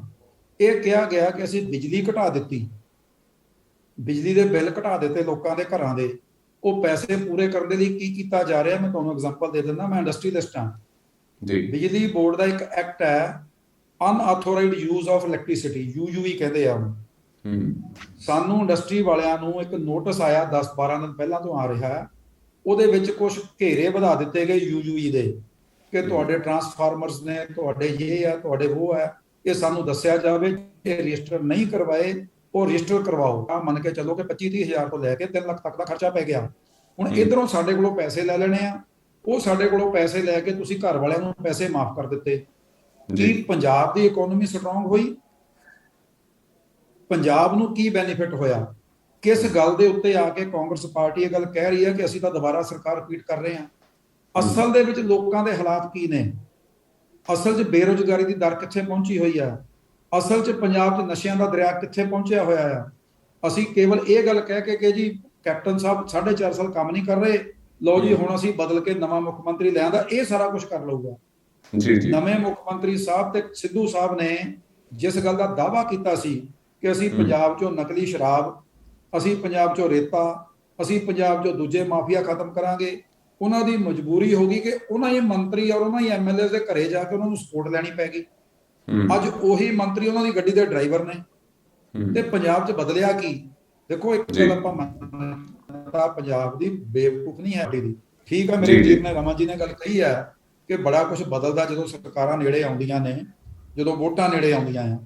ਇਹਨਾਂ ਦੇ ਕਰੀਬ 4 ਦੇ ਵਿੱਚੋਂ 3 MP ਛੱਡ ਗਏ, ਉਹ ਵੀ ਇਹਨਾਂ ਨੇ ਕਹਿ ਦਿੱਤਾ ਹੋਊਗਾ ਕਿ ਅਸੀਂ ਕਹਿੰਦੇ ਤੁਹਾਨੂੰ ਟਿਕਟਾਂ ਨਹੀਂ ਦੇਣੀਆਂ। ਇਹਨਾਂ ਦੇ ਕਰੀਬ 7 ਜਾਂ 8 MLA ਛੱਡ ਗਏ, 5-4 ਹੋਰ ਜਾਣ ਦੀ ਲਾਈਨ ਦੇ ਵਿੱਚ ਨੇ, ਉਹਨਾਂ ਬਾਰੇ ਵੀ ਇਹਨਾਂ ਨੇ ਕਹਿਤਾ ਹੋਊਗਾ ਅਸੀਂ ਟਿਕਟਾਂ ਨਹੀਂ ਦੇਣੀਆਂ ਤਾਂ ਛੱਡ ਕੇ ਜਾ ਰਹੇ ਆ। ਉਹ ਭਰਾਓ, ਜਿਨ੍ਹਾਂ ਲੋਕਾਂ ਨੇ ਤੁਹਾਡੇ ਤੇ ਭਰੋਸਾ ਕਰਕੇ ਤੁਹਾਡੇ ਉਹਨਾਂ ਚਿਹਰਿਆਂ ਨੂੰ ਵੋਟਾਂ ਪਾਈਆਂ, ਜਿਹੜਾ ਉਹਨਾਂ ਨਾਲ ਧੋਖਾ ਹੋਇਆ, ਉਸ ਧੋਖੇ ਦਾ ਜਵਾਬ ਕੌਣ ਦਊਗਾ? ਘੱਟੋ ਘੱਟ ਸਾਡੇ ਸ਼੍ਰੋਮਣੀ ਅਕਾਲੀ ਦਲ ਦੇ ਜਿੰਨੇ ਸਾਡੇ ਨਾਲ ਵਿਅਕਤੀ ਖੜੇ ਆ, ਜਿੰਨੇ ਸਾਡੇ ਮੈਂਬਰ ਸਾਹਿਬਾਨ ਖੜੇ ਆ, ਸਾਡੇ ਨੁਮਾਇੰਦੇ ਖੜੇ ਨੇ ਔਰ ਸਾਡਾ ਕੇਡਰ ਖੜਾ ਹੈ, ਉਹ ਸਟਰੋਂਗ ਸ਼੍ਰੋਮਣੀ ਅਕਾਲੀ ਦਲ ਦੇ ਨਾਲ ਖੜਾ ਹੈ। ਕੋਈ ਧੋਖਾ ਦੇ ਕੇ ਕਿਸੇ ਪਾਸੇ ਤਾਂ ਨਹੀਂ ਭੱਜ ਕੇ ਜਾ ਰਿਹਾ। ਤੁਸੀਂ ਜਿਨ੍ਹਾਂ ਨੇ ਤੁਹਾਨੂੰ ਚੁਣਿਆ, ਜੇ ਤੁਸੀਂ ਉਹਨੂੰ ਹੀ ਧੋਖਾ ਦੇਤਾ ਤੇ ਫਿਰ ਅਸੀਂ ਕਿਹੜੇ ਪੰਜਾਬ ਦੀ ਨੁਮਾਇੰਦਗੀ ਦੀ ਗੱਲ ਕਰ ਰਹੇ ਹਾਂ? ਕੇਵਲ ਵੋਟਾਂ ਲੈ ਕੇ। ਸੌਖੀ ਸਾਹਿਬ, ਬਿਲਕੁਲ ਵੈਲਿਡ ਕੁਐਸਚਨ ਜਿਹੜਾ ਹੈ ਤੁਸੀਂ ਪੁੱਛ ਰਹੇ ਹੋ, ਦਾ ਜਵਾਬ ਮੈਂ ਰਮਨ ਚੰਦ ਜੀ ਜ਼ਰੂਰ ਲੈਣਾ ਚਾਹਾਂਗਾ, ਪਰ ਫਿਲਹਾਲ ਇਸ ਪ੍ਰੋਗਰਾਮ ਦੇ ਵਿੱਚ ਵੇਲਾ ਚ ਛੋਟੀ ਜਿਹੀ ਬ੍ਰੇਕ ਦਾ। ਬ੍ਰੇਕ ਤੋਂ ਬਾਅਦ ਦੁਬਾਰਾ ਮਿਲਦੇ ਆ ਪ੍ਰੋਗਰਾਮ ਇਲੈਕਸ਼ਨ ਆਰ ਦੇ ਵਿੱਚ। ਬ੍ਰੇਕ ਤੋਂ ਬਾਅਦ ਸਵਾਗਤ ਹੈ ਜੀ ਪ੍ਰੋਗਰਾਮ ਇਲੈਕਸ਼ਨ ਆਰ ਦੇ ਵਿੱਚ। ਤੇ ਬ੍ਰੇਕ ਤੋਂ ਜਾਣ ਤੋਂ ਪਹਿਲਾਂ ਸੋਖੀ ਸਾਹਿਬ ਨੇ ਬੜਾ ਇੱਕ ਜਾਇਜ਼ ਸਵਾਲ ਪੁੱਛਿਆ ਸੀਗਾ ਕਿ ਹਾਂ ਵੀ ਲੋਕਾਂ ਨੇ ਜਿਹਨਾਂ ਤੇ ਵਿਸ਼ਵਾਸ ਕਰਕੇ ਜਿਹਨਾਂ ਨੂੰ ਆਪਣਾ ਵਿਧਾਇਕ ਬਣਾਇਆ ਹੁੰਦਾ ਹੈ ਤੇ ਹੁਣ ਅਗਰ ਛੱਡ ਰਹੇ ਨੇ ਤੇ ਚਲੋ ਆਪਣੇ ਨਿੱਜੀ ਸਵਾਰਥ ਕਰਕੇ ਜਾਂ ਹੋਰਾਂ ਚੀਜ਼ਾਂ ਕਰਕੇ, ਪਰ ਇੱਥੇ ਜਿੱਥੇ ਗਰੰਟੀਆਂ ਦਿੱਤੀਆਂ ਜਾ ਰਹੀਆਂ ਨੇ, ਕਿਉਂਕਿ ਪੰਜਾਬ ਦੇ ਵਿੱਚ ਆਮ ਆਦਮੀ ਪਾਰਟੀ ਨੂੰ ਗਰੰਟੀਆਂ ਦਾ ਮਾਹੌਲ ਪੈਦਾ ਕੀਤਾ, ਹਰ ਚੀਜ਼ ਦੀ ਗਰੰਟੀ ਦਿੱਤੀ ਜਾਂਦੀ ਹੈ ਕਾਗਜ਼ ਤੇ ਲਿਖਾ ਕੇ, ਪਰ ਉਦੋਂ ਕੀ ਗਰੰਟੀ ਰਹੇਗੀ ਕਿ ਹਾਂ ਵੀ ਅਗਰ ਕੋਈ ਉਹਨਾਂ ਦਾ ਵਿਧਾਇਕ ਜਿੱਤ ਜਾਂਦਾ ਵਾ ਤੇ ਕੱਲ ਨੂੰ ਉਹ ਫੇਰ ਛੱਡ ਨਾ ਦੇਵੇ। ਚਾਂਦੀ ਸਾਹਿਬ ਕੀ ਕਹਿਣਾ ਚਾਹੋਗੇ, ਕਿਉਂਕਿ ਬੜੇ ਸਹੀ ਜਿਹੇ ਸਵਾਲ ਸੋਖੀ ਸਾਹਿਬ ਨੇ ਪੁੱਛੇ ਨੇ, ਕਾਫੀ ਸਾਰੇ ਤੁਹਾਡੇ ਕੈਂਡੀਡੇਟ ਜਿਹੜੇ ਨੇ ਛੱਡ ਰਹੇ ਨੇ। ਸੋਖੀ ਸਾਹਿਬ ਜਿਸ ਤਰ੍ਹਾਂ ਕਹਿ ਰਹੇ ਨੇ, ਮੈਨੂੰ ਲੱਗਦਾ ਕਿ ਸੋਖੀ ਸਾਹਿਬ ਨਾਲੇ ਤਾਂ ਇੱਕ ਵਿਅਕਤੀਗਤ ਤੌਰ ਤੇ ਵਰਤਾਰੇ ਦੇ ਰੂਪ ਦੇ ਵਿੱਚ ਦਿਖਾਈਏ ਜਨਤਾ ਨੂੰ ਕਿ ਆਪਾਂ ਸਹੀ ਦੀ ਸਹੀ ਗੱਲ ਕਰਦੇ ਹਾਂ, ਗਲਤ ਨੂੰ ਗਲਤ ਕਹਿੰਦੇ ਹਾਂ। ਲੇਕਿਨ ਜਿੱਥੇ ਉਹਨਾਂ ਨੂੰ ਲੱਗਦਾ ਜਿਹੜੇ ਵੀ ਇਹ ਕੈਂਡੀਡੇਟ ਹਲਕਿਆਂ ਦੀ ਜਨਤਾ ਦੀ ਆਵਾਜ਼ ਦੇ ਆਧਾਰ ਤੇ ਉਹਨਾਂ ਦੀਆਂ ਟਿਕਟਾਂ ਕੱਟੀਆਂ ਗਈਆਂ ਨੇ, ਉਸੇ ਹਲਕੇ ਦੀ ਜਨਤਾ ਜੱਗਾ ਹਿੱਸੋਵਾਲ ਦੇ ਦੇਖੋ, ਸਭ ਤੋਂ ਪਹਿਲਾਂ ਜਦੋਂ ਆਪਣੇ ਜਿਹੜੇ ਵਿਧਾਇਕ ਈਡੀ ਨੇ ਚੱਕਿਆ, ਮੇਰੇ ਨਾਮ ਨਹੀਂ ਯਾਦ ਆ ਰਿਹਾ, ਖਹਿਰਾ ਸਾਹਿਬ ਜਦੋਂ ਪਾਰਟੀ ਖਹਿਰਾ ਸਾਹਿਬ ਨੇ ਸਾਡੀ ਪਾਰਟੀ ਛੱਡੀ ਹੈ, ਉਸ ਸਮੇਂ ਉਹਨਾਂ ਦੇ ਨਾਲ ਉਸੇ ਸਮੇਂ ਇਹ ਪਾਰਟੀ ਛੱਡ ਗਏ ਸੀ। ਉਸੇ ਸਮੇਂ ਹਲਕਾ ਰਾਏਕੋਟ ਦੀ ਜਿੰਨੀ ਵੀ ਜਨਤਾ ਜਨਾਰਦਨ ਹੈ, ਉਹ ਪਹਿਲਾਂ ਤੋਂ ਹੀ ਪਾਰਟੀ ਦੇ ਨਾਲ ਆ ਕੇ ਇਹ ਗੱਲ ਕਹਿ ਚੁੱਕੀ ਸੀ ਕਿ ਅਸੀਂ ਇਸ ਵਿਧਾਇਕ ਦੇ ਨਾਲ ਅਸੀਂ ਨਹੀਂ ਚੱਲਣਾ ਔਰ ਅੱਗੇ ਨੂੰ ਸਾਡੇ ਅਨੁਸਾਰ ਤੁਸੀਂ ਕਿਸੇ ਹੋਰ ਕੈਂਡੀਡੇਟ ਨੂੰ ਦਿਓ। ਜਨਤਾ ਦੀ ਆਵਾਜ਼ ਨਾਲ, ਜਨਤਾ ਦੀ ਸੋਚ ਨਾਲ ਉਹਨਾਂ ਦੀਆਂ ਟਿਕਟਾਂ ਕੱਟੀਆਂ ਗਈਆਂ, ਪਾਰਟੀ ਦੀ ਆਪਣੀ ਸੋਚ ਨਾਲ ਟਿਕਟਾਂ ਨਹੀਂ ਕੱਟੀਆਂ ਗਈਆਂ। ਰਹੀ ਗੱਲ ਜੇ ਹੁਣ ਆਪਾਂ ਬਲੇਮਬਾਜ਼ੀ ਤੇ ਹੀ ਪੈਣਾ, ਦੇਖੋ ਤੁਹਾਡੇ ਢੀਂਡਸਾ ਸਾਹਿਬ, ਵੱਡੇ ਢੀਂਡਸਾ ਸਾਹਿਬ, ਛੋਟੇ ਢੀਂਡਸਾ ਸਾਹਿਬ, ਤਲਵੰਡੀ ਸਾਹਿਬ, ਵਿਕਰਮਜੀਤ ਖਾਲਸਾ ਵੀ ਨਾਰਾਜ਼ ਚੱਲਦੇ ਨੇ ਥੋੜੇ ਰਹੋ। ਤਾਂ ਅੱਜ ਮੈਂ ਪਹਿਲੀ ਵਾਰ ਨਾਮ ਲੈ ਦੇਣਾ, ਤੁਹਾਡੇ ਅਟਵਾਲ ਸਾਹਿਬ, ਤੁਸੀਂ ਲੁਧਿਆਣੇ ਤੋਂ, ਮੈਂ ਵੀ ਲੁਧਿਆਣੇ ਜ਼ਿਲ੍ਹੇ ਦੀ ਸੰਬੰਧ, ਅਟਵਾਲ ਸਾਹਿਬ ਵੀ ਨਾਰਾਜ਼ ਚੱਲਦੇ ਨੇ। ਤੁਹਾਡੇ ਕੋਲ ਵੱਡੇ ਚਿਹਰੇ ਜੋ ਵੱਡੇ ਬਾਦਲ ਸਾਹਿਬ ਨਾਲ ਕਿਸੇ ਸਮੇਂ ਮੋਢੇ ਨਾਲ ਮੋਢਾ ਲਾ ਕੇ ਚੱਲਦੇ ਸੀਗੇ। ਇਹ ਤਾਂ ਚੀਜ਼ਾਂ ਚੱਲਦੀਆਂ ਰਹਿੰਦੀਆਂ ਨੇ ਪਾਰਟੀਆਂ ਦੇ ਵਿੱਚ, ਇਹਨਾਂ ਆਪਾਂ ਇੱਕ ਦੂਜੇ ਤੇ ਬਲੇਮ ਨਾ, ਇਹਨਾਂ ਨਾਲ ਗੱਲ ਨਹੀਂ, ਇਹ ਜਨਤਾ ਦੀ ਆਵਾਜ਼ ਨਹੀਂ ਆਪਾਂ ਇਸ ਤਰ੍ਹਾਂ ਬਣ ਸਕਦੇ। ਜੇ ਆਪਾਂ ਇਸੇ ਤਰ੍ਹਾਂ ਚੱਲੀਏ, ਮੇਰੇ ਹਿਸਾਬ ਨਾਲ ਜੇ ਵਿਅਕਤੀਗਤ ਤੌਰ ਤੇ ਤੁਸੀਂ ਮੇਰੀ ਰਹਿ ਲੈਣੀ ਚਾਹੋ ਤਾਂ ਹੋਣਾ ਤਾਂ ਇਸ ਤਰ੍ਹਾਂ ਚਾਹੀਦਾ ਕਿ ਕੌਂਸਟੀਚੁਐਂਸੀ ਦੇ ਲੋਕ ਇਕੱਠੇ ਹੋ ਕੇ ਆਪਣੇ ਲੋਕ ਦੇਣ ਵੀ ਆਹ ਸਾਡਾ ਸੇਵਾਦਾਰ ਬਣ ਸਕਦਾ, ਤੁਸੀਂ ਪਾਰਟੀਆਂ ਨੂੰ ਚੂਜ਼ ਕਰਕੇ ਦੇਣ ਕਿ ਇਹਨਾਂ ਨੂੰ ਟਿਕਟਾਂ ਦਿਓ, ਅਸੀਂ ਇਹਨਾਂ ਨੂੰ ਆਉਣ ਵਾਲੇ ਸਮੇਂ 'ਚ ਸੇਵਾ ਦਾ ਮੌਕਾ ਦੇ ਸਕਦੇ ਹਾਂ। ਲੇਕਿਨ ਇਹ ਗੱਲਾਂ ਹੋ ਨਹੀਂ ਸਕਦੀਆਂ, ਗੱਲਾਂ ਕਹਿਣ ਨੂੰ ਹੀ ਰਹਿ ਜਾਂਦੀਆਂ ਨੇ। ਨਿਯਮਾਂ ਦੇ ਵਿੱਚ ਨਹੀਂ ਆਪਾਂ ਪੈਣਾ। ਗਰੰਟੀ ਕੇਜਰੀਵਾਲ ਤੋਂ ਇਹਨਾਂ ਦੀਆਂ ਰਹੀਆਂ ਨੇ, 60-65% ਕਾਂਗਰਸ ਨੇ ਰਾਜ ਕੀਤਾ, 35% 60-40 ਦੀ ਰੇਸ਼ੋ ਹੋਣੀ ਆ, ਅਕਾਲੀ ਦਲ ਨੇ ਰਾਜ ਕੀਤਾ। ਆਪਾਂ ਪੰਜਾਬ ਨੂੰ ਕਿੱਥੇ ਲੈ ਕੇ ਗਏ ਹੁਣ ਤੱਕ? ਵਿਕਾਸ ਦੇ ਨਾਂ ਤੇ ਸਿਰਫ ਗਲੀਆਂ ਨਾਲੀਆਂ ਤੱਕ ਵਿਕਾਸ ਸੀਮਤ ਹੈ। ਕਿੱਥੇ ਉੱਪਰ ਗਿਆ ਆਪਣਾ ਪੰਜਾਬ ਤਾਂ 5 ਦਰਿਆਵਾਂ ਦੀ ਧਰਤੀ ਤੋਂ 1 ਦਰਿਆ ਦੀ ਧਰਤੀ ਨਹੀਂ ਮੈਨੂੰ ਲੱਗਦਾ। ਐਡਾ ਖੁਸ਼ਹਾਲ ਪੰਜਾਬ ਜੋ ਅਸੀਂ ਬਚਪਨ 'ਚ 45 ਸਾਲ ਦੀ ਉਮਰ ਹੈ ਮੇਰੀ, ਬਚਪਨ 'ਚ ਜੋ ਅਸੀਂ ਕੁਝ ਦੇਖਦੇ ਹੁੰਦੇ ਸੀ, ਸਾਡੀ ਆ 25 ਸਾਲਾਂ 'ਚ ਪਤਾ ਨਹੀਂ ਕਿੱਥੋਂ ਕੀ ਬਦਲ ਗਿਆ। ਸੋ ਆਪਾਂ ਲੋਕਾਂ ਨੂੰ ਵਰਤਣ ਦੀ ਕੋਸ਼ਿਸ਼ ਕਰਦੇ ਆ ਲੋਕਾਂ ਨੂੰ, ਕਿਉਂਕਿ ਆਪਾਂ ਨੂੰ ਪਤਾ ਕਿ ਲੋਕ ਜੋ ਸਾਡੀ ਗਰੀਬੀ ਹੈ ਉਹ ਗਰੀਬੀ ਹੋਰ ਗਰੀਬ ਹੋ ਰਹੇ ਨੇ ਲੋਕ, ਆਪਾਂ ਉਹਨਾਂ ਨੂੰ ਗਰੀਬ ਹੋਣ ਦਾ ਮੌਕਾ ਦੇ ਰਹੇ ਆ ਉਸ ਢੰਗ ਨਾਲ ਕਿ ਕੱਲ ਨੂੰ ਆਉਣ ਵਾਲੇ ਸਮੇਂ 'ਚ ਆਪਾਂ ਇਹਨਾਂ ਲੋਕਾਂ ਨੂੰ ਵਰਤਿਆ ਜਾ ਸਕੇ, ਕਿਉਂਕਿ ਉਹਨਾਂ ਦੀ ਮਜਬੂਰੀ ਸਰਮਾਏਦਾਰ ਹੋਰ ਸਰਮਾਏਦਾਰ ਹੋ ਰਿਹਾ ਹੈ, ਗਰੀਬ ਹੋਰ ਗਰੀਬ ਹੋ ਰਿਹਾ ਹੈ। ਇਹ ਨੀਤੀਆਂ ਨੇ ਜੋ ਸਰਕਾਰਾਂ ਦੀਆਂ ਨੀਤੀਆਂ ਹੁੰਦੀਆਂ ਨੇ। ਸਰਕਾਰ ਕੋਈ ਮਾੜੀ ਮੋਟੀ ਇਸ ਤਰ੍ਹਾਂ ਦੀ ਸੋਚ ਰੱਖੇਗੀ ਪੋਜ਼ਿਟਿਵ ਲੋਕਾਂ ਪ੍ਰਤੀ, ਅਮੀਰ ਨੇ ਤਾਂ ਅਮੀਰ ਹੋਈ ਤਾਂ ਕਿਤੇ ਜਾ ਕੇ ਖੁਸ਼ਹਾਲ ਪੰਜਾਬ ਹੋ ਸਕਦਾ, ਇਕੱਲੇ ਗਲੀਆਂ ਨਾਲੀਆਂ ਦਾ ਆਪਣਾ ਖੁਸ਼ਹਾਲ ਪੰਜਾਬ ਨਹੀਂ ਬਣਨਾ। ਜੀ, ਕਾਂਗਰਸ ਪਾਰਟੀ ਦੇ ਨੁਮਾਇੰਦੇ ਸਾਡੇ ਨਾਲ ਜਿਹੜੇ ਜੁੜੇ ਨੇ, ਸੰਜੂ ਅਰੋੜਾ, ਉਹਨਾਂ ਤੋਂ ਮੈਂ ਇੱਕ ਸਵਾਲ ਜਾਣਨਾ ਚਾਹਾਂਗਾ ਕਿ ਕਾਂਗਰਸ ਦੇ ਵਿੱਚ ਪਿਛਲੇ ਕਾਫੀ ਲੰਬੇ ਸਮੇਂ ਤੋਂ ਜਿਹੜਾ ਰੁੱਸਣ ਮਨਾਉਣ ਦਾ ਜਿਹੜਾ ਸਿਸਟਮ ਕਹਿ ਲਈਏ, ਕਲਚਰ ਕਹਿ ਲਿਆ, ਜਿਹੜਾ ਉਹ ਕਾਫੀ ਦੇਰ ਤੋਂ ਚੱਲੀ ਜਾ ਰਿਹਾ, ਜਿਸ ਦੀ ਬਦੌਲਤ ਹੀ ਕੈਪਟਨ ਸਾਹਿਬ ਨੂੰ ਲਾਇਆ ਜਾਂਦਾ ਹੈ, ਚੰਨੀ ਸਾਹਿਬ ਨੂੰ ਬਣਾਇਆ ਜਾਂਦਾ ਹੈ।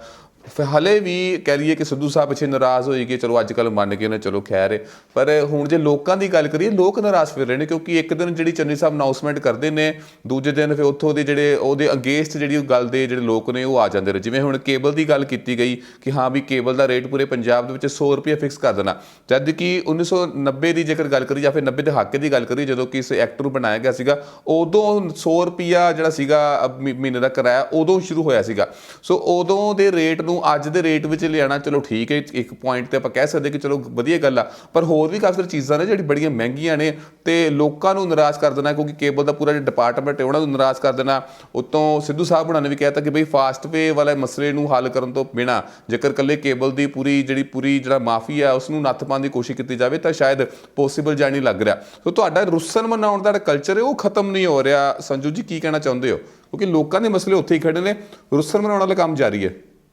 ਹਾਂਜੀ ਸਾਹਿਬ, ਇਦਾਂ ਆ ਬੇਸਿਕਲੀ ਜਦੋਂ ਵੀ ਕੋਈ ਪਾਰਟੀ ਕੋਈ ਵੀ ਸੱਤਾ ਦੇ ਵਿੱਚ ਬੈਠਦੀ ਹੈ ਜਾਂ ਸਰਕਾਰ ਆਪਾਂ ਚਲਾਉਂਦੇ ਆ, ਉਹਦੇ ਵਿੱਚ ਹਮੇਸ਼ਾ ਹੀ ਲੋਕ ਹਿੱਤ ਦੀ ਗੱਲ ਬਾਰੇ ਸੋਚਿਆ ਜਾਂਦਾ। ਲੋਕਾਂ ਦੀ ਜੋ ਅੱਜ ਦੀ ਡੇਟ ਦੇ ਵਿੱਚ ਗੱਲ ਕਰੀਏ ਕਿ ਲੋਕਾਂ ਨੂੰ ਜਿਸ ਚੀਜ਼ ਦੀ ਲੋੜ ਹੈ, ਜ਼ਮੀਨੀ ਪੱਧਰ ਤੇ ਉਹਨਾਂ ਦੀ ਮੰਗ ਜਿਹਨੂੰ ਕਹਿੰਦੇ ਆ ਅਸੀਂ, ਅੱਜ ਕੱਲ ਤੁਹਾਨੂੰ ਪਤਾ ਸੋਸ਼ਲ ਮੀਡੀਆ ਤੋਂ ਲੈ ਕੇ ਘਰ ਘਰ ਟੀਵੀ ਜਾਂ ਡਿਜੀਟਲ ਜੋ ਜ਼ਮਾਨਾ ਚੱਲਦਾ ਪਿਆ ਇਸ ਟਾਈਮ, ਔਰ ਖਰਚੇ ਦੇ ਕਾਰ ਤੇ ਗੱਲ ਕਰੀਏ ਤੇ ਜਿੰਨਾ ਮਰਜ਼ੀ ਅਸੀਂ ਕਮਾ ਲਈਏ ਤੇ ਤੁਹਾਨੂੰ ਪਤਾ ਹੀ ਹੈ ਘਰ ਦੇ ਖਰਚਿਆਂ ਦੇ ਵਿੱਚ ਵੀ ਸਿਸਟਮ ਲੋਕਾਂ ਦੇ ਨਾਲ ਕਈ ਚੀਜ਼ਾਂ ਇਦਾਂ ਦੀਆਂ ਜੁੜੀਆਂ ਜਿਹੜੀਆਂ ਛੋਟੀਆਂ ਹੁੰਦੀਆਂ, ਬਟ ਹਰ ਮਹੀਨੇ ਉਹ ਚੀਜ਼ਾਂ ਦੇ ਨਾਲ ਅਸੀਂ ਵਰਤੋਂ ਚ ਲਿਆਉਂਦੇ ਆ, ਜਿਹਦੇ ਕਰਕੇ ਘਰ ਦਾ ਬਜਟ ਤਕਰੀਬਨ ਕਈਆਂ ਦਾ ਸੈੱਟ ਰਹਿੰਦਾ, ਕਈਆਂ ਦਾ ਸੈੱਟ ਨਹੀਂ ਰਹਿੰਦਾ। ਸਾਡੇ ਮਾਨਯੋਗ ਜਿਹੜੇ ਮੁੱਖ ਮੰਤਰੀ ਸਾਹਿਬ ਚੰਨੀ ਜੀ, ਉਹਨਾਂ ਨੇ ਇਹ ਗੱਲਾਂ ਦੇਖੀਆਂ ਕਿ ਇਹਦੇ ਵਿੱਚ ਸਰਕਾਰ ਦੇ ਚਲਦਿਆਂ ਕਿਹੜੀਆਂ ਚੀਜ਼ਾਂ ਇਹੋ ਜਿਹੀਆਂ ਹਨ ਜਿਹੜੀਆਂ ਜ਼ਮੀਨੀ ਪੱਧਰ ਤੇ ਲੋਕਾਂ ਦੀਆਂ ਡੇਲੀ ਵਰਤੋਂ ਦੇ ਵਿੱਚ ਆਉਂਦੀਆਂ ਆ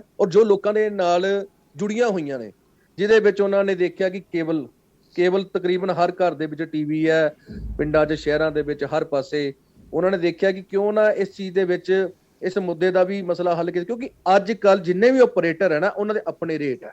ਨੋ ਡਾਊਟ ਤੁਸੀਂ ਵੀ ਇਸ ਗੱਲ ਨੂੰ ਜਾਣਦੇ ਹੋ, ਕੇਬਲ ਆਪਰੇਟਰ ਕੋਈ 500 ਵੀ ਲਈ ਜਾਂਦਾ, ਜਿੱਥੇ ਜੇ ਕੋਈ ਪੋਸ਼ ਏਰੀਆ ਉਹਦੇ ਵਿੱਚ 700 ਵੀ ਲਈ ਜਾਂਦਾ, 800। ਔਰ ਲੋਕਾਂ ਕੋਲ ਇੰਨਾ ਸਮਾਂ ਨਹੀਂ ਹੈਗਾ ਕਿ ਭਾਈ ਇੱਥੇ ਇੰਨੇ ਪੈਸੇ ਲੱਗਦੇ ਆ, ਤੂੰ ਇੱਥੇ ਇੰਨੇ ਪੈਸੇ ਕਿਉਂ ਲੈ ਰਿਹਾ। ਇਹਦੇ ਵਿੱਚ ਚੰਨੀ ਸਾਹਿਬ ਨੇ ਕੀ ਦੇਖਿਆ ਕਿ ਜਿਹੜਾ ਮਾਫੀਆ, ਇਹ ਮਾਫੀਆ ਜੀ ਬਹੁਤ ਵੱਡਾ ਮਾਫੀਆ ਇਹਨੂੰ ਕਿਹਾ ਜਾਂਦਾ, ਜਿਹਦੇ ਵਿੱਚ ਕਿਸੇ ਦਾ ਰੇਟ ਹੀ ਨਹੀਂ ਬਿਲਕੁਲ ਬਣਿਆ ਹਜੇ ਤੱਕ।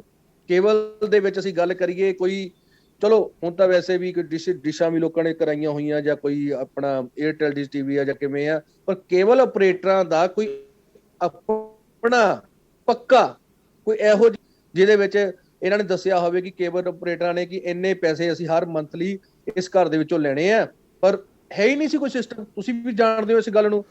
ਪਰ ਸੰਜੂ ਜੀ, ਲੋਕੀ ਮਾਡਲ ਦੇਖਦੇ ਨੇ, ਲੋਕੀ ਰੋਲ ਮਾਡਲ ਦੇਖਦੇ ਨੇ ਕਿ ਹਾਂ ਵੀ ਕਿੱਦਾਂ ਉਸ ਨੂੰ ਇੰਪਲੀਮੈਂਟ ਕਰੋਗੇ, ਕਿਉਂਕਿ ਤੁਹਾਡੇ ਸਿੱਧੂ ਸਾਹਿਬ ਆਪ ਕਹਿੰਦੇ ਨੇ ਕਿ ਬਈ ਇਹ ਤਾਂ ਪੋਸੀਬਲ ਹੀ ਨਹੀਂ, ਜਿਹੜੀ ਗੱਲਾਂ ਕੀਤੀਆਂ ਜਾ ਰਹੀਆਂ ਚੰਨੀ ਸਾਹਿਬ ਵੱਲੋਂ, ਉਹ ਤਾਂ ਆਪ ਹੀ ਕਹੀ ਜਾਂਦੇ ਕਿ ਬਈ ਕਿਵੇਂ ਕਰੋਗੇ। ਦੇਖੋ ਪੋਸੀਬਲ ਜਿਹੜਾ ਨਾ ਉਹਨੂੰ ਕਿਹਾ ਜਾਂਦਾ ਜਦੋਂ ਐਲਾਨ ਤੋਂ ਬਾਅਦ ਉਹ ਗੱਲ ਨਾ ਹੋਵੇ। ਸਮਾਂ ਤੁਹਾਨੂੰ ਵੀ ਪਤਾ ਕਿੰਨਾ ਹੈ, ਉਹਦੇ ਵਿੱਚ ਸਮੇਂ ਦੇ ਅਨੁਸਾਰ ਗੱਲ ਕਰੀਏ। ਅੱਜ ਪਹਿਲੀ ਗੱਲ ਤਾਂ ਤੁਹਾਨੂੰ ਪਤਾ ਪੈਟਰੋਲ ਤੋਂ ਹੀ ਅਸੀਂ ਗੱਲ ਕਰਾਂਗੇ ਕਿ ਪੈਟਰੋਲ ਘਟਿਆ ਜਾਂ ਨਹੀਂ ਘਟਿਆ। ਸੱਤਾ ਦੇ ਵਿੱਚ ਜੇ ਚੰਨੀ ਸਾਹਿਬ ਆਏ, ਉਹਨਾਂ ਨੇ ਜ਼ੋਰ ਲਾਇਆ, ਉਹਦੇ ਵਿੱਚ ਕਈ ਗੱਲਾਂ ਇਦਾਂ ਦੇ ਮੁੱਦੇ ਉਹਨਾਂ ਨੇ ਚੁੱਕੇ ਜਿਨ੍ਹਾਂ ਨਾਲ ਦੂਜੀਆਂ ਪਾਰਟੀਆਂ ਨੂੰ ਵੀ ਇਦਾਂ ਦੀ ਪ੍ਰੋਬਲਮ ਕ੍ਰੀਏਟ ਹੋਈ ਕਿ ਅਸੀਂ ਅੱਜ ਤੱਕ ਇਹਨਾਂ ਗੱਲਾਂ ਤੇ ਤਾਂ ਗੱਲ ਹੀ ਨਹੀਂ ਕਦੀ ਕੀਤੀ ਸੀ, ਇਹਨਾਂ ਤੱਤਾਂ ਤੇ ਅਸੀਂ ਗੱਲ ਹੀ ਨਹੀਂ ਕੀਤੀ। ਚਾਂਦੀ ਸਾਹਿਬ ਕੁਝ ਕਹਿਣਾ ਚਾਹੁੰਦੇ ਹੋ? ਰਮਨ ਚਾਂਦੀ ਜੀ। ਦੇਖੋ ਮੋਹਤ ਜੀ, ਮੈਂ ਇਹ ਕਹਿਣਾ ਚਾਹੁੰਦਾ, ਜਿਸ ਤਰ੍ਹਾਂ ਸੰਜੂ ਜੀ ਕਹਿ ਰਹੇ ਨੇ, ਮੈਂ ਇਸੇ ਗੱਲ ਦੇ ਉੱਤੇ ਜਵਾਬ ਦੇ ਦਿੰਦਾ ਸਾਡੇ ਮੌਜੂਦਾ ਚੀਫ ਮਿਨਿਸਟਰ ਸਾਹਿਬ ਦੀ ਸੂਝ-ਬੂਝ, ਉਹਨਾਂ ਨੇ ਸਟੇਜ ਤੋਂ ਲੁਧਿਆਣੇ ਵਿਖੇ ਐਲਾਨ ਕਰਤਾ ਕਿ ਕੇਵਲ 100 ਰੁਪਏ ਮਹੀਨੇ ਦੇ ਹਿਸਾਬ ਨਾਲ ਉਹ ਹੋਏਗੀ। ਇਹ ਕੋਈ ਸਰਕਾਰੀ ਅਦਾਰਾ ਤਾਂ ਹੈ ਨਹੀਂ। ਮੈਂ ਵੀ ਮੰਨਦਾ ਇਹ, ਅਸੀਂ ਦਿਹਾਤੀ ਏਰੀਏ 'ਚ ਬੈਠੇ ਆ, ਸਾਡੇ ਕੋਲੋਂ ਵੀ ਲੋਕ 350 ਰੁਪਏ ਚਾਰਜ ਕੇਬਲ ਵਾਲੇ ਕਰਦੇ ਨੇ। ਲੇਕਿਨ ਜੇਕਰ ਉਹਨਾਂ ਦੀ ਸੂਝ-ਬੂਝ ਹੁੰਦੀ ਮੇਰੇ ਅਕੋਰਡਿੰਗ, ਤਾਂ ਉਹ ਇਹਨਾਂ ਸਾਰੇ ਕੇਬਲ ਆਪਰੇਟਰਾਂ ਨੂੰ ਬਿਠਾਉਂਦੇ ਪੰਜਾਬ ਦੀ ਕਚਹਿਰੀ ਦੇ ਵਿੱਚ, ਮੀਡੀਆ ਰਾਹੀਂ ਵੀ ਮੈਂ ਸਾਰੇ ਕੇਬਲ ਆਪਰੇਟਰਾਂ ਨੂੰ ਆਪਣੇ ਚੰਡੀਗੜ੍ਹ ਦਫ਼ਤਰ 'ਚ ਸੱਦਿਆ, ਸਾਰਿਆਂ ਨਾਲ ਮੀਟਿੰਗ ਕਰਕੇ ਸਾਰਿਆਂ ਨੂੰ ਆਪਣਾ ਪੱਖ ਰੱਖਦੇ, ਉਹਨਾਂ ਦਾ ਪੱਖ ਸੁਣਦੇ। ਉਸ ਹਿਸਾਬ ਨਾਲ ਜੇ ਉਹ ਜਨਤਾ ਦੀ ਸੇਵਾ ਕੁਝ ਕਰਨਾ ਚਾਹੁੰਦੇ ਸੀ ਕਿ ਮੈਂ ਖਰਚਾ ਘਟਾਵਾਂ, ਇਹ ਨਹੀਂ ਕਿ ਆਪਾਂ ਇੱਕ ਡਿਕਟੇਟਰਸ਼ਿਪ ਦੇ ਰਾਹੀਂ ਆਪਣੇ ਵੱਲੋਂ ਬਿਨਾਂ ਸੋਚੇ ਸਮਝੇ ਕਿਸੇ ਨਾਲ ਬਿਨਾਂ ਗੱਲਬਾਤ ਕੀਤੇ 100 ਰੁਪਏ ਦਾ ਐਲਾਨ ਕਰ ਦਈਏ। ਕੱਲ ਕੇਬਲ ਆਪਰੇਟਰ ਸਾਰਿਆਂ ਨੇ ਆਪਣੀ ਪ੍ਰੈਸ ਕਾਨਫਰੰਸ ਕੀਤੀ ਔਰ ਸਾਰਿਆਂ ਨੇ ਹੱਥ ਖੜੇ ਕੀਤੇ ਨੇ ਕਿ ਅਸੀਂ 100 ਰੁਪਇਆ ਰੇਟ ਨਹੀਂ ਦੇ ਸਕਦੇ।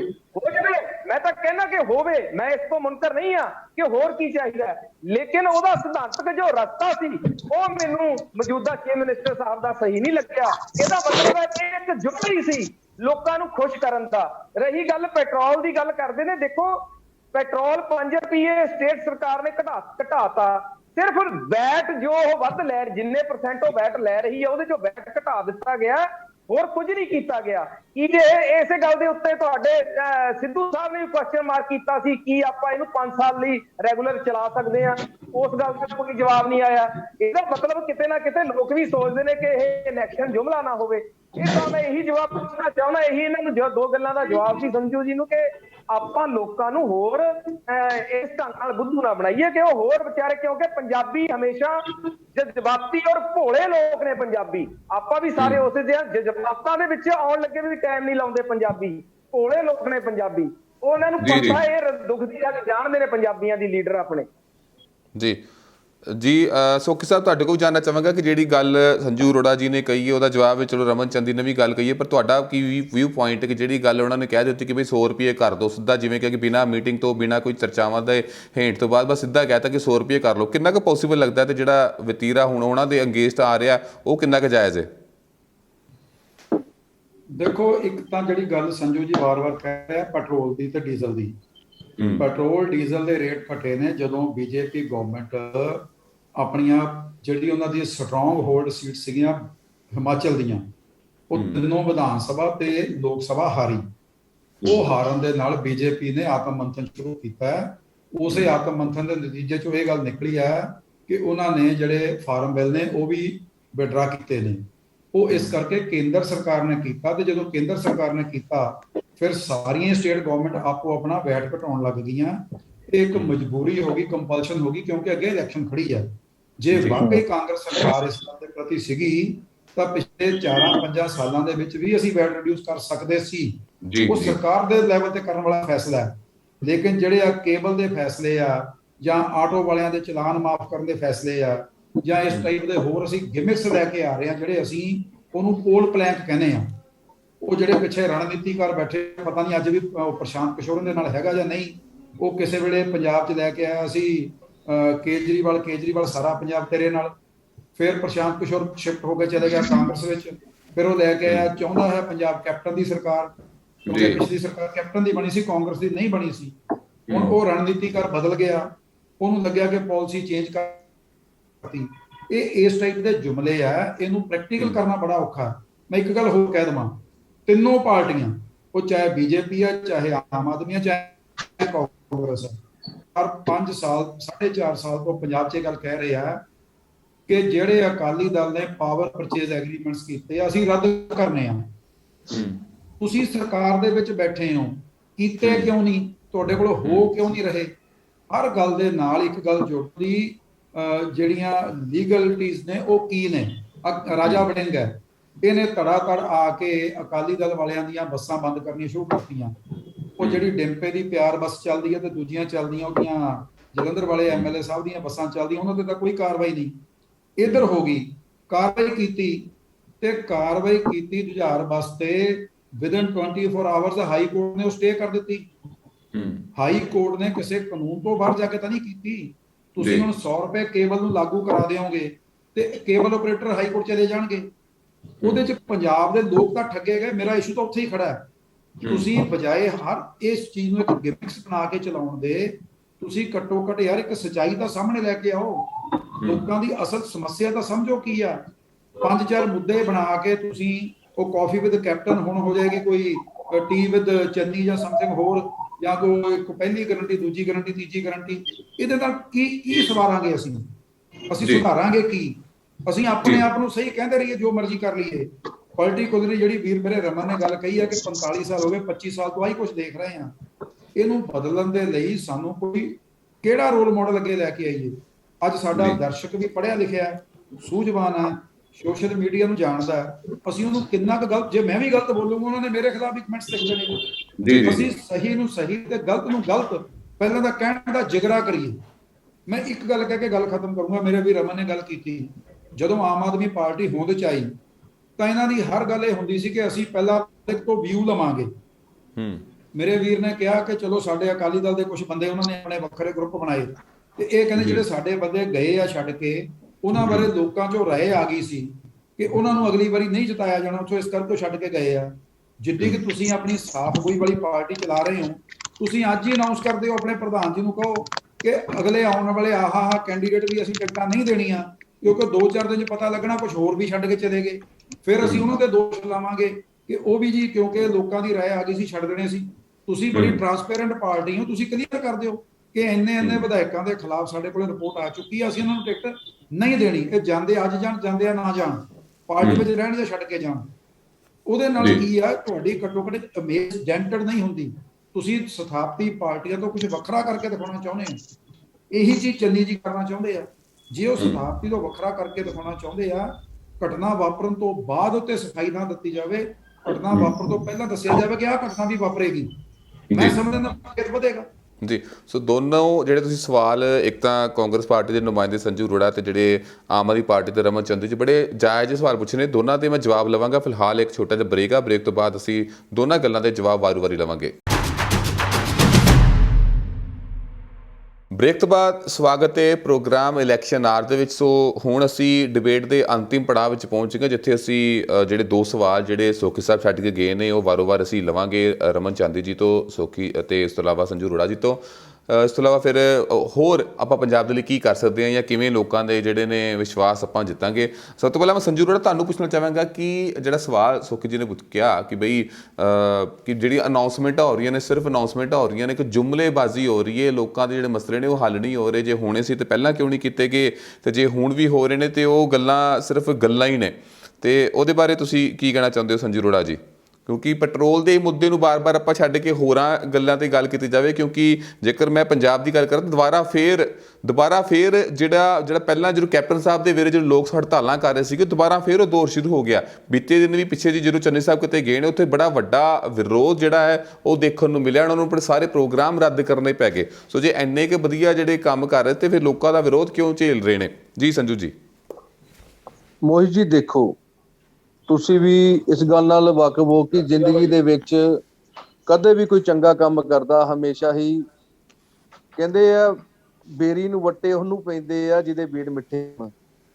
ਇਸ ਗੱਲ ਨਾਲ ਸਾਰੇ ਅਸੀਂ ਵਾਕਿਫ ਹਾਂ ਕਿ ਜਦੋਂ ਵੀ ਕਿਸੇ ਨੇ ਅੱਜ ਤੱਕ ਚੰਗਾ ਕੰਮ ਕੀਤਾ, ਉਹਦੀ ਪਿੱਠ ਦੇ ਪਿੱਛੋਂ ਉਹਨੂੰ ਸਰਾਹਨਾ ਦੇ ਬਜਾਏ ਉਹਦੀ ਬੁਰਾਈ ਲੋਕ ਕਰਦੇ ਹੀ ਕਰਦੇ ਆ, ਕਿਉਂਕਿ ਚਲੋ ਨੈਚੁਰਲੀ ਗੱਲ ਹੈ, ਲੋਕਾਂ ਦਾ ਸੁਭਾਅ ਏਦਾਂ ਦਾ।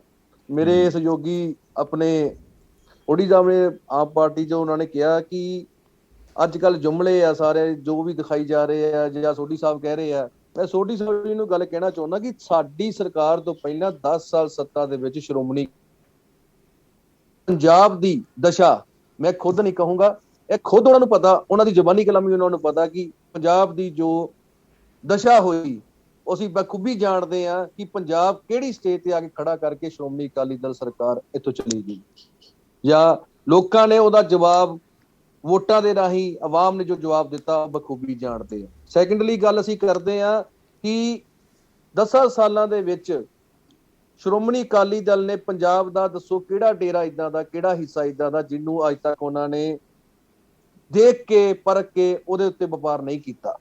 ਬੱਸਾਂ ਦੀ ਗੱਲ ਕਰਦੇ ਆ ਜਾਂ ਕਿਸੇ ਦੀ ਚੀਜ਼ ਦੀ ਵੀ ਗੱਲ ਕਰਦੇ ਆ, ਅਸੀਂ ਕੋਈ ਵੀ ਹੈ, ਜਿੱਥੇ ਜਿੱਥੇ ਸਾਡੇ ਮਾਨਯੋਗ ਬਾਦਲ ਸਾਹਿਬ ਦੀ ਅੱਖ ਰਹੀ ਉਹ ਵਪਾਰ ਤੁਸੀਂ ਸਭ ਹੀ ਜਾਣਦੇ ਹੋ ਕਿ ਉਹ ਵਾਰ ਉਹਨਾਂ ਦਾ ਬਣਿਆ। ਇਹ ਸਾਰਾ ਮੈਂ ਨਹੀਂ ਕਹੂੰਗਾ ਸਾਰਾ ਵਾਹ ਇਹ ਗੱਲ ਨੂੰ ਅੱਜ ਕੱਲ ਅਪਣਾ ਵੀ ਚੁੱਕਿਆ, ਇਸ ਗੱਲ ਨੂੰ ਕਹਿ ਵੀ ਰਿਹਾ ਕਿ ਯਾਰ ਜੋ ਇਹਨਾਂ ਨੇ ਪੰਜਾਬ ਦੀ ਦਸ਼ਾ ਕੀਤੀ ਅੱਜ, ਤੇ ਜਿੱਦਾਂ ਜੋ ਉਹਨਾਂ ਦੇ ਕੋਲ ਚੰਨੀ ਸਾਹਿਬ ਕੋਲ ਮੁੱਦੇ ਆ ਰਹੇ ਆ ਉਹ ਬਖੂਬੀ ਨਿਭਾ ਵੀ ਰਹੇ ਆ। ਯਾਰ ਮੈਂ ਰਾਜਨੀਤੀ ਦੀ ਗੱਲ ਤੋਂ ਉੱਪਰ ਉੱਠ ਕੇ ਗੱਲ ਕਹਿਣਾ ਚਾਹੁੰਦਾ, ਇੱਕ ਸਮਾਜਿਕ ਤੌਰ ਤੇ ਅਸੀਂ ਇੱਕ ਇਹੋ ਜਿਹੇ ਇਨਸਾਨ ਬਣ ਕੇ ਗੱਲ ਕਰੀਏ, ਕਿਉਂਕਿ ਅਸੀਂ ਸਾਰੇ ਪੰਜਾਬ ਦੇ ਰਾਖੇ ਆ। ਅਸੀਂ ਸੋਚਦੇ ਆ ਕਿ ਅਸੀਂ ਆਪਣੀ ਲੀਡਰਸ਼ਿਪ ਨੂੰ ਹਰ ਕੋਈ ਗੱਲ ਇਹੋ ਜਿਹਾ ਤਾਨਾ ਮਾਰ ਕੇ ਨਾ ਚਮਕਾਈਏ ਜਿਹਦੇ ਵਿੱਚ ਅਸੀਂ ਆਪਣੇ ਆਪ ਨੂੰ ਫੇਮਸ ਕਰੀਏ, ਯਾਰ ਦੂਜਾ ਬੰਦਾ ਜੋ ਮਰਜ਼ੀ ਕਹੀ ਜਾਏ। ਮੈਂ ਚਾਹੁੰਦਾ ਕਿ ਯਾਰ ਜਿਹੜਾ ਬੰਦਾ ਉਹਨੂੰ ਕੰਮ ਕਰਦਾ ਨਾ, ਅਸੀਂ ਉਸ ਬੰਦੇ ਦੀ ਸਿਫਤ ਕਰੀਏ, ਉਸ ਬੰਦੇ ਨੂੰ ਕਹੀਏ ਕਿ ਯਾਰ ਨਹੀਂ, ਕਿਤੇ ਨਾ ਕਿਤੇ ਜਾ ਕੇ ਇਹ ਬੰਦਾ ਪੰਜਾਬ ਨੂੰ ਉਹ ਇਨਸਾਨ ਮਿਲਿਆ ਜਿਹਨੇ ਲੋਕਤੰਤਰ ਤੋਂ, ਧਰਮਾਂ ਤੋਂ ਉੱਪਰ ਉੱਠ ਕੇ ਕੰਮ ਕਰਨੇ ਸ਼ੁਰੂ ਕੀਤੇ ਆ। ਤਕਰੀਬਨ ਉਹ ਗੱਲ ਦੇ ਨਾਲ ਰੂਬਰੂ ਵੀ ਕਰਾਉਂਦੇ ਕਿ ਮੈਂ ਅਭੀ ਕੰਮ ਕੀਤਾ ਹੋਇਆ, ਪਟਾਕਿਆਂ ਦੀ ਵੀ ਗੱਲ ਕੀਤੀ, ਮੈਂ ਪਟਾਕੇ ਵੀ ਲਾਏ, ਜਾਂ ਤਕਰੀਬਨ ਜੋ ਵੀ ਉਹਨਾਂ ਨੇ ਗੱਲਾਂ, ਇਹ ਗੱਲਾਂ ਜ਼ਮੀਨੀ ਪੱਧਰ ਤੇ ਉਸ ਲੀਡਰ ਦੇ ਨਾਲ ਜੁੜੀਆਂ ਹੋਈਆਂ ਆ। ਉਹਨਾਂ ਨੇ ਆਪਣੇ ਤਰੀਕੇ ਦੇ ਨਾਲ ਉਹ ਚੀਜ਼ ਫੇਸ ਕੀਤੀ ਹੋਈ ਆ। ਉਹ ਲੋਕਾਂ ਦੇ ਦੁੱਖ ਨੂੰ, ਦਰਦ ਨੂੰ ਜਾਣਦੇ ਆ। ਅਸੀਂ ਉਹ ਗੱਲਾਂ ਨਾ ਕਰੀਏ ਜਿਹੜੀਆਂ ਚਾਂਦੀ ਦੇ ਭਾਂਡਿਆਂ ਦੇ ਵਿੱਚ ਜਿਨ੍ਹਾਂ ਨੇ ਚਾਹ ਪੀਣੀ, ਉਹ ਕੀ ਕਿਸੇ ਦੁੱਖ ਦੀ ਤਕਲੀਫ ਕਿਸੇ ਗਰੀਬ ਦੀ ਜਾਣਨ, ਜਾਂ ਕਿਸੇ ਛਪੜੀ ਦੇ ਵਿੱਚ ਰਹਿਣ ਵਾਲੇ ਬੰਦੇ ਨੂੰ ਕਿੱਦਾਂ ਪਛਾਣਨਗੇ ਕਿ ਜੀ ਸੰਜੂ ਜੀ, ਗੱਲ ਤੁਸੀਂ ਬੜੀ ਸੋਹਣੀ ਕੀਤੀ ਕਿ ਹਾਂ ਵੀ ਅਸੀਂ ਸਾਰੇ ਪੰਜਾਬ ਦੇ ਰਾਖੇ ਹਾਂ ਤੇ ਪੰਜਾਬ ਦੇ ਹਿੱਤਾਂ ਦੀ ਗੱਲ ਕਰਾਂਗੇ, ਪੰਜਾਬ ਦੇ ਮਸਲਿਆਂ ਦੀ ਗੱਲ ਕਰਾਂਗੇ। ਸਿਮਿਲਰ ਗੱਲ ਜਿਹੜੀ ਹੈ, ਸੇਮ ਗੱਲ ਸੋਖੀ ਸਾਹਿਬ ਹੋਣਾ ਨੇ ਕੀਤੀ ਹੈ, ਸੇਮ ਗੱਲ ਰਮਨ ਚਾਂਦੀ ਜੀ ਵੀ ਕਰਦੇ ਨੇ। ਪਰ ਇਹ ਤੇ ਆਪਣੀ ਗੱਲਾਂ ਆਪਾਂ ਠੀਕ ਹੈ, ਚਲੋ ਸੋਹਣੀਆਂ ਕਰ ਰਹੇ ਹਾਂ, ਪਰ ਅਗਰ ਪੂਰੀ ਪਾਰਟੀ ਦੀ ਗੱਲ ਕਰੀਏ ਤਾਂ ਉੱਥੇ ਇਸ ਗੱਲ ਦੇ ਵਿੱਚ ਫਰਕ ਦਿਖਾਈ ਦੇ ਰਿਹਾ। ਇਸੇ ਕਰਕੇ ਹੀ ਲੋਕ ਜਿਹੜੇ ਨੇ ਬੜੇ ਕਹਿ ਲਈਏ ਕਿ ਭਰੋਸਾ ਜਿਹਾ ਉੱਠ ਗਿਆ ਹਰ ਇੱਕ ਪਾਰਟੀ ਤੋਂ ਕਿ ਹਾਂ ਵੀ ਇਹ ਕਹਿੰਦੇ ਕੁਝ ਨੇ, ਕਰਦੇ ਕੁਝ ਨੇ। ਚਲੋ ਹੁਣ ਅਸੀਂ ਡਿਬੇਟ ਦੇ ਆਖਰੀ ਪੜਾਅ ਵਿੱਚ ਪਹੁੰਚ ਗਏ, ਜਿੱਥੇ ਮੈਂ ਸਾਰੀਆਂ ਪਾਰਟੀ ਕੋਲ ਦੁਬਾਰਾ ਸਵਾਲ ਪੁੱਛਾਂਗਾ ਕਿ ਕੀ ਵਾਕਈ ਅਸੀਂ ਸਹੀ ਡਾਇਰੈਕਸ਼ਨ ਵੱਲ ਚੱਲ ਰਹੇ ਹਾਂ। ਤੁਸੀਂ ਇੱਥੇ ਚਲੋ 2 ਮਿੰਟ ਲਈ ਕਹਿ ਦਿਓ ਕਿ ਨਹੀਂ ਆਪਾਂ ਇਨਸਾਨੀ ਤੌਰ ਤੇ ਗੱਲ ਕਰੀਏ, ਪਰ ਕੀ ਤੁਸੀਂ ਆਪਣੀ ਪਾਰਟੀ ਦੀ ਜੇਕਰ ਗੱਲ ਕਰੋ, ਕਿਉਂਕਿ ਹਰ ਇੱਕ ਪਾਰਟੀ ਦੇ ਉੱਪਰ ਜਿਹੜੇ ਇਲਜ਼ਾਮ ਲੱਗ ਰਹੇ ਨਾ, ਸੂਆਂ ਵਿੱਚੋਂ 30-40% ਜਾਂ ਇਸ ਤੋਂ ਵੱਧ ਕਾਫੀ ਸੱਚ ਵੀ ਨੇ, ਤੇ ਉੱਥੇ ਚਲੋ ਤੁਸੀਂ ਡਿਫੈਂਡ ਕਰ ਰਹੇ ਹੋ, ਤੁਸੀਂ ਪਾਰਟੀ ਦੇ ਸਪੋਕਸਪਰਸਨ ਹੋ, ਪਰ ਲੋਕ ਜਿਹੜੇ ਨੇ, ਲੋਕਾਂ ਨੂੰ ਕਿਵੇਂ ਡਿਫੈਂਡ ਕਰੋਗੇ? ਲੋਕ ਜਿਹੜੇ ਨੇ, ਜਿਹੜੀ ਇੰਨੀ ਉਮੀਦਾਂ ਨਾਲ ਤੁਹਾਨੂੰ ਵੇਖਦੇ ਨੇ ਕਿ ਨਹੀਂ ਸਾਡੀ ਪਾਰਟੀ ਦੇ ਸਾਡੇ ਜਿਹੜੇ ਸਾਡੇ ਹਾਕੇ ਦੇ ਜਾਂ ਸਾਡੇ ਜਿਹੜੇ ਅੱਗੇ ਨੇ ਸਾਨੂੰ ਰਿਪਰੈਜ਼ੈਂਟ ਕਰ ਰਹੇ ਨੇ, ਸਾਡੇ ਲਾਅ ਮੇਕਰ ਨੇ, ਉਹ ਕਿਵੇਂ ਉੱਥੇ ਤੁਸੀਂ ਉਸ ਨੂੰ ਸਾਬਿਤ ਕਰੋਗੇ ਸਹੀ ਤਰ੍ਹਾਂ? ਮੈਂ ਸਭ ਤੋਂ ਪਹਿਲਾਂ ਜਵਾਬ ਲੈਣਾ ਚਾਹਾਂਗਾ ਜਗਬੀਰ ਸਿੰਘ ਸੋਖੀ ਹੋਣਾ ਤੋਂ, ਅਕਾਲੀ ਦਲ ਵੱਲੋਂ ਕੀ ਕਹਿਣਾ ਚਾਹੁੰਦੇ ਨੇ ਆਪਣੇ ਆਖਰੀ 2-3 ਮਿੰਟ। ਦੇਖੋ ਇਸ ਤਰ੍ਹਾਂ ਜੀ, ਚੋਣ ਪਿੰਡ ਦੇ ਵਿੱਚ ਹਰੇਕ ਪਾਰਟੀ ਨੇ ਜਾਣਾ, ਅਸੀਂ ਵੀ ਜਾਣਾ, ਔਰ ਅਸੀਂ ਆਲਮੋਸਟ ਆਪਣੇ ਕੈਂਡੀਡੇਟ ਸਾਰਿਆਂ ਤੋਂ ਐਡਵਾਂਸ ਡਿਕਲੇਅਰ ਵੀ ਕਰ ਦਿੱਤੇ ਹੈ। ਮੈਂ ਕੋਈ ਬਗੈਰ ਕਿਸੇ ਦੂਸ਼ਣ ਤੋਂ ਗੱਲ ਕਰਨੀ ਚਾਹੁੰਦਾ। ਪਿਛਲੇ 10 ਸਾਲ ਦੇ ਰਾਜ ਦੌਰਾਨ ਪੰਜਾਬ ਦਾ ਸੜਕਾਂ ਦਾ ਨੈਟਵਰਕ ਸਾਨੂੰ ਸਭ ਨੂੰ ਪਤਾ, ਸਾਡੇ ਇਹੀ ਮਾਨਯੋਗ ਮੰਤਰੀ ਚੰਨੀ ਸਾਹਿਬ ਵਿਧਾਨ ਸਭਾ 'ਚ ਕਹਿੰਦੇ ਸੀ ਕਿ ਅਸੀਂ ਪੈਚ ਵਰਕ ਲਾਏ ਨੇ। ਅਸੀਂ ਉਸ ਗੱਲ ਨੂੰ ਅੱਗੇ ਵਧਾ ਕੇ ਸਮੁੱਚੇ ਪੰਜਾਬ 'ਚ ਸੜਕਾਂ ਦਾ ਔਰ ਪੁਲਾਂ ਦਾ ਜਾਲ ਵਿਛਾਇਆ। ਇਹ ਗੱਲ ਵੀ ਸਾਡੇ ਵਿਰੋਧੀ ਮੰਨਦੇ ਆ ਕਿ ਪੰਜਾਬ ਨੂੰ ਪਾਵਰ ਸਰਪਲਸ ਸੂਬਾ ਬਣਾਇਆ, ਔਰ ਪੰਜਾਬ ਨੂੰ ਜਿਹੜਾ ਅਸੀਂ ਐਗਰੀਕਲਚਰ ਸੈਕਟਰ ਦੇ ਵਿੱਚ, ਮੈਂ ਇੱਕ ਗੱਲ ਯਾਦ ਕਰਾਉਣ ਲਈ ਕਹਿਣੀ ਚਾਹੁੰਦਾ ਕਿ ਜਿਹੜੀ ਆ MSP ਹੈ ਔਰ ਜਿਹੜੀਆਂ APMC ਸਾਡੀਆਂ ਆਪਣੀਆਂ ਮੰਡੀਆਂ, ਇਹ ਹਿੰਦੁਸਤਾਨ ਦੇ ਵਿੱਚ ਦੇਣ ਜਿਹੜੀ ਹੈ ਇਹ ਮਾਨਯੋਗ ਸਰਦਾਰ ਪ੍ਰਕਾਸ਼ ਸਿੰਘ ਜੀ ਬਾਦਲ ਸਾਹਿਬ ਦੀ ਹੈ। ਇਹ ਉਹਨਾਂ ਦਾ ਬ੍ਰੇਨ ਚਾਈਲਡ ਸੀ, ਜਿਹਦੇ ਕਰਕੇ ਕਿਸਾਨੀ ਨੂੰ ਬਚਾਉਣ ਦੇ ਲਈ ਇਹ ਕੰਮ ਕੀਤੇ ਗਏ ਨੇ, ਔਰ ਉਹ ਕੰਮ ਕੀਤੇ ਨੇ। ਅਗਲੀ ਗੱਲ ਇਹ ਹੈ ਕਿ ਜੋ ਕਿਹਾ ਗਿਆ ਉਹ ਕਰਕੇ ਦਿਖਾਇਆ। ਮੈਂ ਪਰਸੈਪਸ਼ਨ ਵੱਲ ਨਹੀਂ ਜਾਂਦਾ ਕਿ ਵਿਰੋਧੀ ਸਾਡੇ ਤੇ ਕੀ ਦੋਸ਼ ਲਾਉਂਦੇ ਆ, ਉਹਨਾਂ ਨੇ ਪਰਸੈਪਸ਼ਨਸ ਕੀ ਬਣਾਈਆਂ ਆ, ਨੈਰੇਟਿਵਸ ਕੀ ਬਣਾਉਂਦੇ ਆ, ਉਹਨੂੰ ਛੱਡ ਕੇ 13 ਨਿਕਾਤੀ ਪ੍ਰੋਗਰਾਮ ਨਵੇਂ ਸਿਰੋਂ ਲੈ ਕੇ ਆਏ ਆ। ਨੀਲੇ ਕਾਰਡ ਪੰਜਾਬ 'ਚ ਪਹਿਲੀ ਵਾਰੀ ਸ਼੍ਰੋਮਣੀ ਅਕਾਲੀ ਦਲ ਲੈ ਕੇ ਆਈ ਤੇ ਲਾਗੂ ਕੀਤੇ, ਪੈਨਸ਼ਨ ਵਧਾਈ ਔਰ ਪੈਨਸ਼ਨ ਵਧਾ ਕੇ ਲਾਗੂ ਕੀਤੀ, ਔਰ ਉਹਨੂੰ ਜਿਹੜਾ ਅਸੀਂ ਬੈਂਕਿੰਗ ਸਟਰਕਚਰ ਨਾਲ ਜੋੜ ਕੇ ਉਹਨਾਂ ਨੂੰ ਪੈਨਸ਼ਨ ਮੁਹੱਈਆ ਕਰਵਾਈ। ਉਹੀ 13 ਪੁਆਇੰਟ ਹੁਣ ਵੀ ਅਸੀਂ ਪੰਜਾਬ ਦੀ ਜਨਤਾ ਦੇ ਸਾਹਮਣੇ ਲਿਆ ਕੇ ਆਪਣੇ ਰੱਖੇ ਨੇ, ਔਰ ਉਹਨਾਂ 13 ਨਿਕਾਤੀ ਪ੍ਰੋਗਰਾਮਾਂ ਦੇ ਉੱਤੇ ਹੀ ਅਸੀਂ ਲੋਕਾਂ ਦੇ ਵਿੱਚ ਅੱਗੇ ਜਾਵਾਂਗੇ।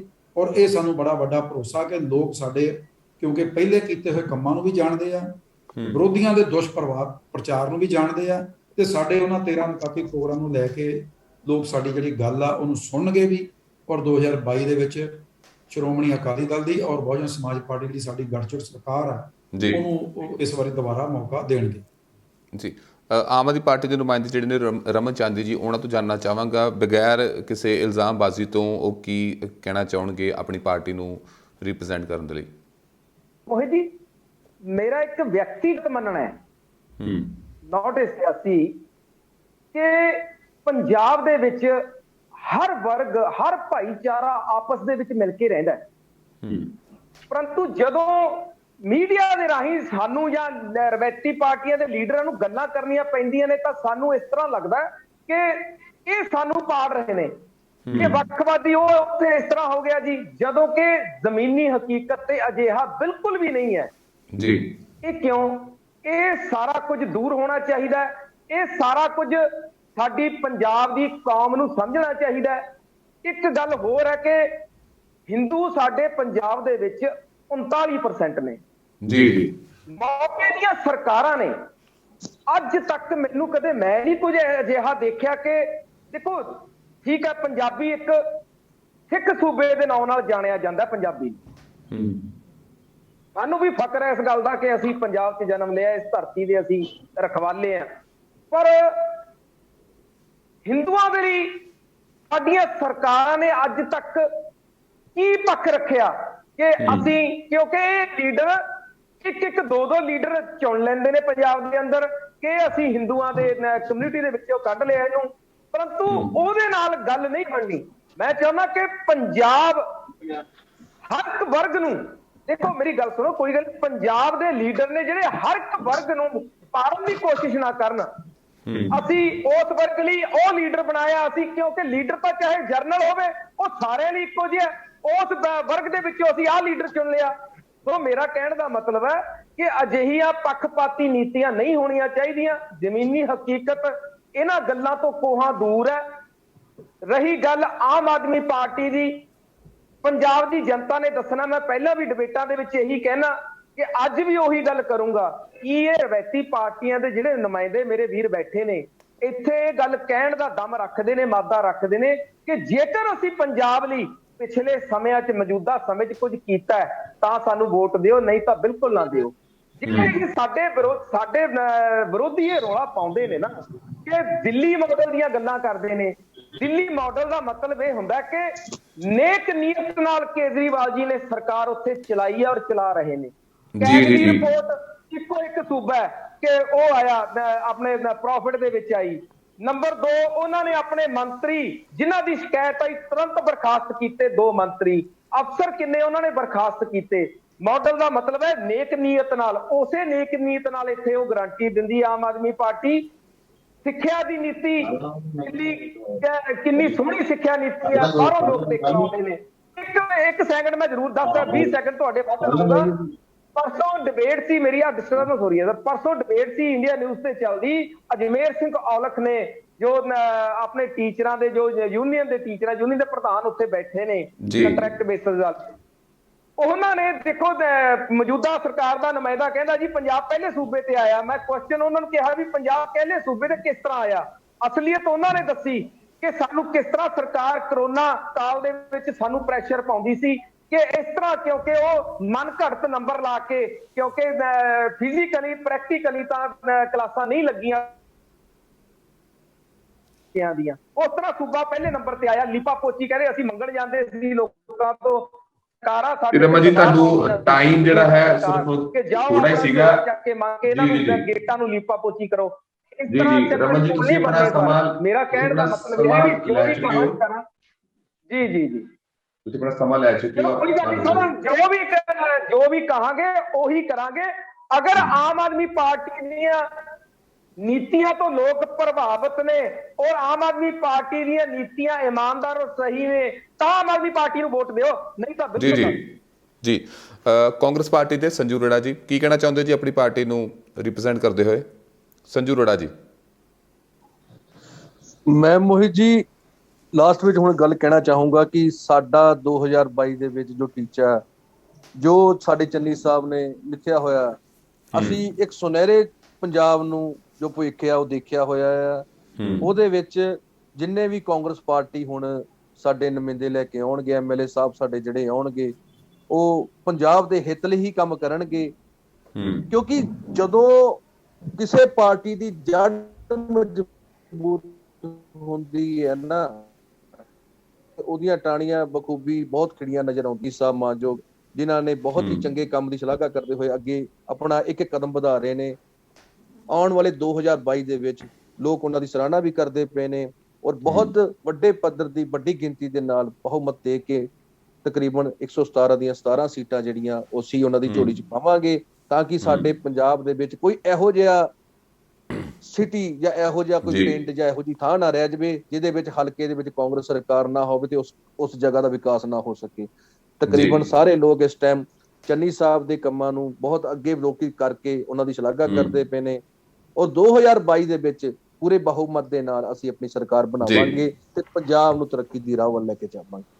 ਜੀ ਜੀ ਜੀ, ਧੰਨਵਾਦ ਜੀ। ਸਾਰੇ ਜਿਹੜੇ ਵਾਅਦੇ ਕਰਦੇ ਨੇ, ਦਾਅਵੇ ਕਰਦੇ ਨੇ, ਤੇ ਜੇਕਰ ਗੱਲ ਕਰੀਏ ਲੋਕ ਇੰਤਜ਼ਾਰ ਕਰ ਰਹੇ ਨੇ, ਕਿਉਂਕਿ ਕਿਸਾਨੀ ਸੰਘਰਸ਼ ਦੀ ਜਿੱਤ ਤੋਂ ਬਾਅਦ ਲੋਕ ਜਿਹੜੇ ਨੇ ਚੰਗੇ ਜਾਗਰੂਕ ਹੋ ਚੁੱਕੇ ਨੇ। ਸੋ ਲੋਕ ਜਿਹੜੇ ਨੇ ਹੁਣ ਇੱਕ ਚੰਗਾ ਜਿਹੜਾ ਕਰੀਏ ਕਿ ਰਿਜ਼ਲਟ ਦੀ ਉਮੀਦ ਕਰ ਰਹੇ ਨੇ।